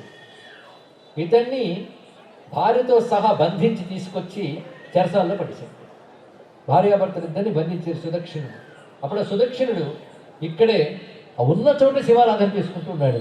ఆ మట్టితో శివలింగాలు చేసుకుని దొరికిన పదార్థాలను ఆరాధన చేస్తున్నాడు. అంతేగాని మనకు పదార్థాలు దొరకలేదు పూజ మానేయకూడదు, దొరికిన వాడితో చేయాలి. స్నానానికి నీరు దొరకకపోతే భస్మధారణ చేయాలి. కుడి చెవిపై చెయ్యి పెట్టుకుని గంగను స్మరించాలి ఎప్పుడు నీరు దొరకకపోతే. అంటే ఇది బద్ధకానికి పనికొచ్చిందని స్నానం మానేసి కుడి చెవిపై చెయ్యి పెట్టమని ఆవిడ చెప్పలేదు. అలా చేసుకుని మానసికంగా శివనామం చేసుకుని పంచాక్షరి జపపరాయణుడై శివప్రీతికరమైన ఆసనములతో ముద్రలతో శివారాధన నిత్యం చేసేవాడు. ముఖంలో బంధింపబడ్డాననేటటువంటి బాధ లేదు. ఎందుకంటే జయాపజయాలు మన నిర్వాకాల వల్ల జరగవు. కాలం ఒక్కొక్కప్పుడు అనుకూల ప్రతికూలాలుగా ఉంటుంది అని భావిస్తూ శివారాధన చేసుకునేవాడు. అయితే ఒకసారి అతను చేస్తున్నటువంటి శివారాధన చూసి ఒక భటుడు వెళ్ళి రాజుతో చెప్పాడు, ఇతను ఏదో చేతబడి చేస్తున్నట్టున్నాడు, పూజలు పునస్కారాలు ఏవో చేస్తున్నాడు, కింద మట్టి ముద్దలు ఏవో పెడుతున్నాడు, ఏవో హంపట్టు మంత్రాలు చేస్తున్నాడు, బహుశా నిన్ను మరణింపజేయడానికి ఏదైనా ఇది అభిచార హోమాలు చేస్తున్నాడేమో. అభిచార హోమాలు అంటే చేతబడులు ఇచ్చాడు, ఇవి చేస్తున్నాడేమోనని అనుమానంగా ఉన్నది అనగానే వెంటనే వచ్చాడు ఆ రాక్షసుడు. ఎంతైనా ప్రాణభయం ఉంటుంది కదండి. తిన్నగా వచ్చాడు ఆ రాక్షసుడు. ఎవడు ఆ రాక్షసుడి పేరు? మీరు వింటున్నారో లేదో నాకు తెలియాలి కదండి. గోడలకు చెప్తున్నాను, మానవులకు చెప్తున్నాను, తెలియాలి. భీమాసురుడు. భీమాసురుడు తిన్నగా వచ్చి ఒరే నువ్వు చేస్తున్న పూజ విట్రా అన్నట్టు. ఇక్కడ వెంటనే చూశాడు, నీకు అబద్ధం చెప్పాల్సిన అవసరం లేదు, పైగా నువ్వు అబద్ధం చెప్పేవా పీక తీసేస్తా అన్నట్ట. నీకు అబద్ధం చెప్పాల్సిన అవసరం నాకే ఉందయ్యా. నేను పూజిస్తున్న సామాన్యుడి కాదు, అతను సాక్షాత్ సదాశివుడు, పైగా సర్వ జగత్ప్రభు అయినటువంటి శివుడు. సామాన్యమైన విషయం కాదయ్యా, నేను పూజిస్తున్నవాడు వాడు. అంత చక్కగా నమస్కారం చేస్తూ ఈ శివుడే నాకు దిక్కు అంటే వాడు అంటున్నాడు, ఇదిగో ఆ శివుడిని పక్కకు దోసే. ఎందుకంటే నన్ను మించిన దేవత ఎవరు లేరు శుభా, నేను దేవతల్నే గడగల్లాడించాను. ఆ శివుడు ఎవడయ్యా? శివుణ్ణి విడిచిపెట్టన్నాడు. నేను ఏదైనా విడిచిపెడతాను కానీ శివుణ్ణి విడిచిపెట్టున్నాడు. అది శివభక్తి అంటే ఇక్కడ. అంతేగాని 4 వారాలు పూజ చేశాను, అనుకున్న కోరిక నెరవేరలేదు, ఈ లోపల ఎవడో 10 రూపాయలు ఇస్తానన్నాడు కనుక మా దేవుడిని వదిలి అక్కడికి వెళ్ళిపోయానని దౌర్భాగ్యుడున్నాడే, వాడికి ఏ దేవుడు రక్షించలేదు. తెలుసుకో, నన్ను రాజు బంధించినా నా శివుణ్ణి నేను విడిచిపెట్టను, నా ప్రాణాలు పోయినా నా శివుణ్ణి విడిచిపెట్టను. అది భక్తి. నీరన్ముంచుము పాలముంచుమిక నీరే భారము, అది భక్తి. ఇక్కడ అలాంటి భక్తితో అంటున్నాడు ఇక్కడ, నమోక్షే శంకరం పునః, శివుడిని విడిచిపెట్టను. ఎందుకంటే మా శివుడు అంటే ఎవరనుకున్నావు, సర్వోత్కృష్టశ్చ మే స్వామి నమాం ముంచతి కర్హిచిత్. ఎంత అందమైన మాట చూడండి, నేను శివుడిని విడిచిపెట్టను, సర్వోత్కృష్టుడైన శివుడు నన్ను విడిచిపెట్టాడు. ఇదేంటి భక్తి ఇక్కడ. భగవంతుడు భక్తుని ఎప్పుడు విడిచిపెట్టాడు అంటే, నేను ఈ శివుడి గురించి ఏదో విన్నానయ్యా, అనేక మంది దేవతల మీద దండయాత్రకు వెళ్ళాను కానీ వీడు ఎక్కడ కనబడలే. ఇప్పుడు నీతో తగువ పెట్టుకుంటే వీడు వస్తాడేమో, ఇప్పుడు వీడితో కూడా యుద్ధం చేసి వాడిని పూర్తి చేస్తాను. పైగా శివుడి గురించి ఏది విన్నాను, బైరాగి వాడేనా, భిక్షెత్తుకుంటూ ఉంటాడు, కపాలం పట్టుకుని వాడేనా, మత్తో భిక్షయితే నిత్యం సఖిం జానాతి సత్కృత్యం. పైగా ఇంకో మాట విన్నాను, యోగి అని, ఎప్పుడు యోగిగా ఉంటాడు. యోగినాం కాచనిష్టావై భక్తానాం ప్రతిపాలని. యోగికి లోకం పట్టదట, కానీ యోగీశ్వరుడు ఉన్న శివుడు నువ్వు ఎంత పూజ చేసింది పట్టించుకోవడం. మరి యోగి వచ్చి నాతో యుద్ధం ఏం చేస్తాడయ్యా, యోధుడితో యుద్ధం చేయాలి కానీ యోగితో ఏం యుద్ధం చేస్తావు, వాడు దేని పనికొస్తాడు చెప్పు. ఇలా అంటున్నట్ట. ఎన్ని చెప్పినా నేను శివుడిని విడిచిపెట్టను అన్నాడు ఇక్కడ. వెంటనే కోపంతో ఆ పార్థివ లింగాన్ని దెబ్బతీయడానికి కరాళం కరవాళంచ పార్థివే ప్రక్షిపత్తథా, కరాళమైన ఖడ్గం తీసుకుని ఆ పార్థివ లింగంపై ప్రయోగించబోయాడు రాక్షసుడు. ఎప్పుడైతే పార్థివలింగాన్ని కట్టి తగలబోతుందో ఆ లింగం నుంచి మహార్భటితో శివుడు పార్వతీ సమేతుడు ఆవిర్భవించారండి భక్తరక్షణ కోసం.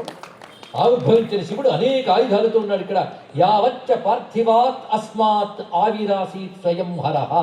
నిన్న మనం పార్థివలింగం గురించి చెప్పుకున్నాం కదా, మీరు గమనించండి, ప్రతి చోట పార్థివలింగం నుంచే జ్యోతిర్లింగం వస్తుంది. గమనించండి, ఇది పార్థివలింగ వైభవం. అందులోంచి శివుడు రాగానే ఆ రాక్షసుడు ఒక్కసారి శభాషుడితో యుద్ధం చేయించున్నాడు. యుద్ధ కంటూ ఒకటి ఉంటుంది కదా, దానితో వెంటనే ఆ శివునిపై కత్తి విసిరాడు. శివుడు తన పినాక ధనువుని సంధించి ఆ బాణంతో కత్తి 2 ముక్కలు చేశాడు.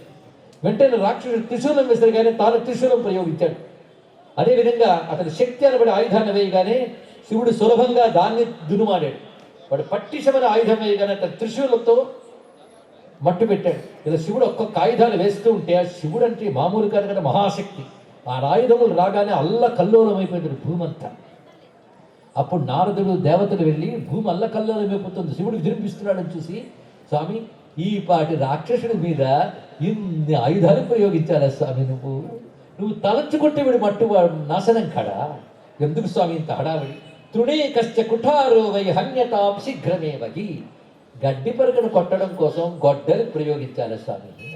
ఎంత రమ్యమైన మాట అన్నాడు ఇక్కడ. గడ్డి పరక మీద గొడ్డలు ఎందుకు, శివుడు నువ్వు ఈ రాక్షసుడి వీరి ప్రతాపం ఎందుకయ్యా అన్నాడు. అప్పుడు శివుడికి ఆయుధ ప్రయోగం మాని హుంకారం చేసేటాడు. శివుడి హుంకార మాత్రం చేతనే ఆ భీమాసురుడు సమస్త సైన్యంతో సహా సంహరింపబడ్డాడు. అలా భీమాసురుడు సంహరించినటువంటి వాడు భీమశంకర అనే పేరుతో జ్యోతిర్లింగంగా వెలిసి ఉన్నాడు. ఇక్కడ ఈ జ్యోతిర్లింగం ఎక్కడుంది, ఇందులో 2 మాటలు వచ్చి మీరు జాగ్రత్తగా వింటే, సహ్యపర్వత శ్రేణులలో ఈ రాజు ఉన్నాడని, మన ఏ రాక్షసుడు భీమాసురుడు ఉన్నాడని, అతడు కామరూపదేశంలో రాజును తెచ్చి ఇక్కడ బంధించాడని మనం చెప్పుకున్నాం.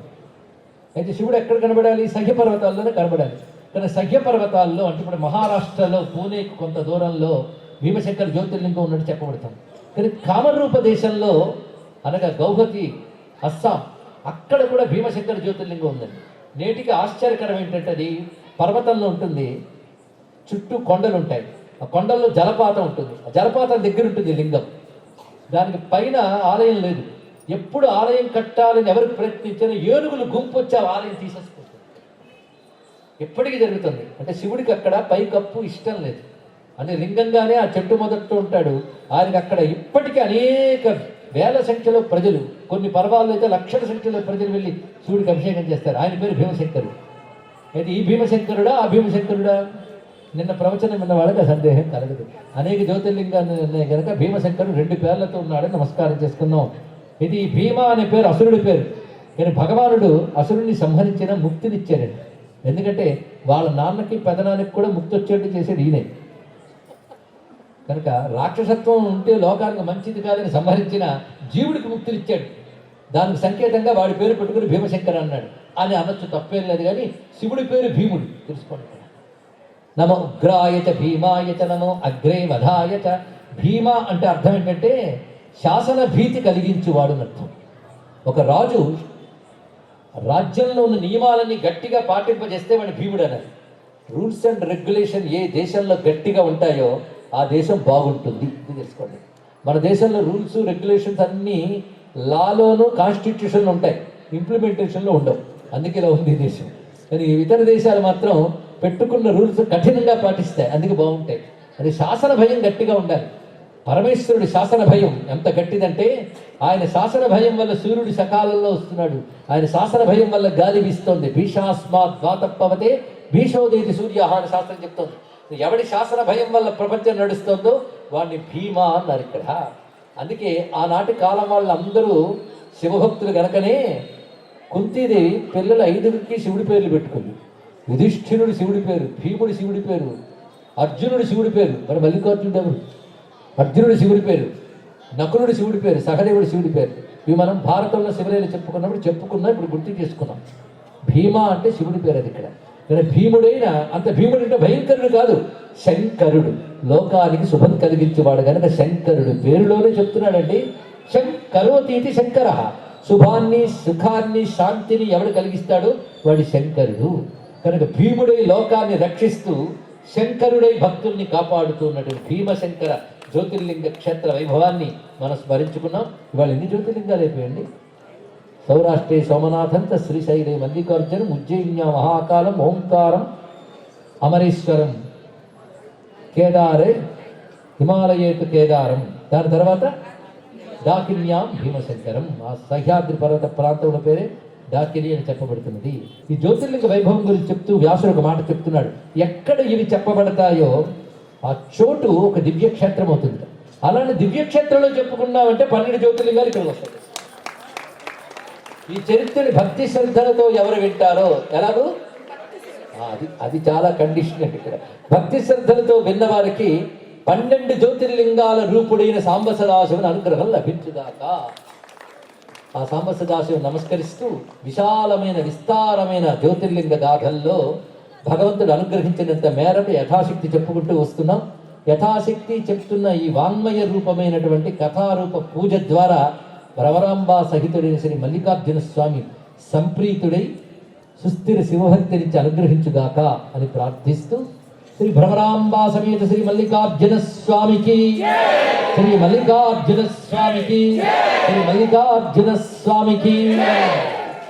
నమః పార్వతీపతయే హర హర మహాదేవ. తృప్తి కలగలే.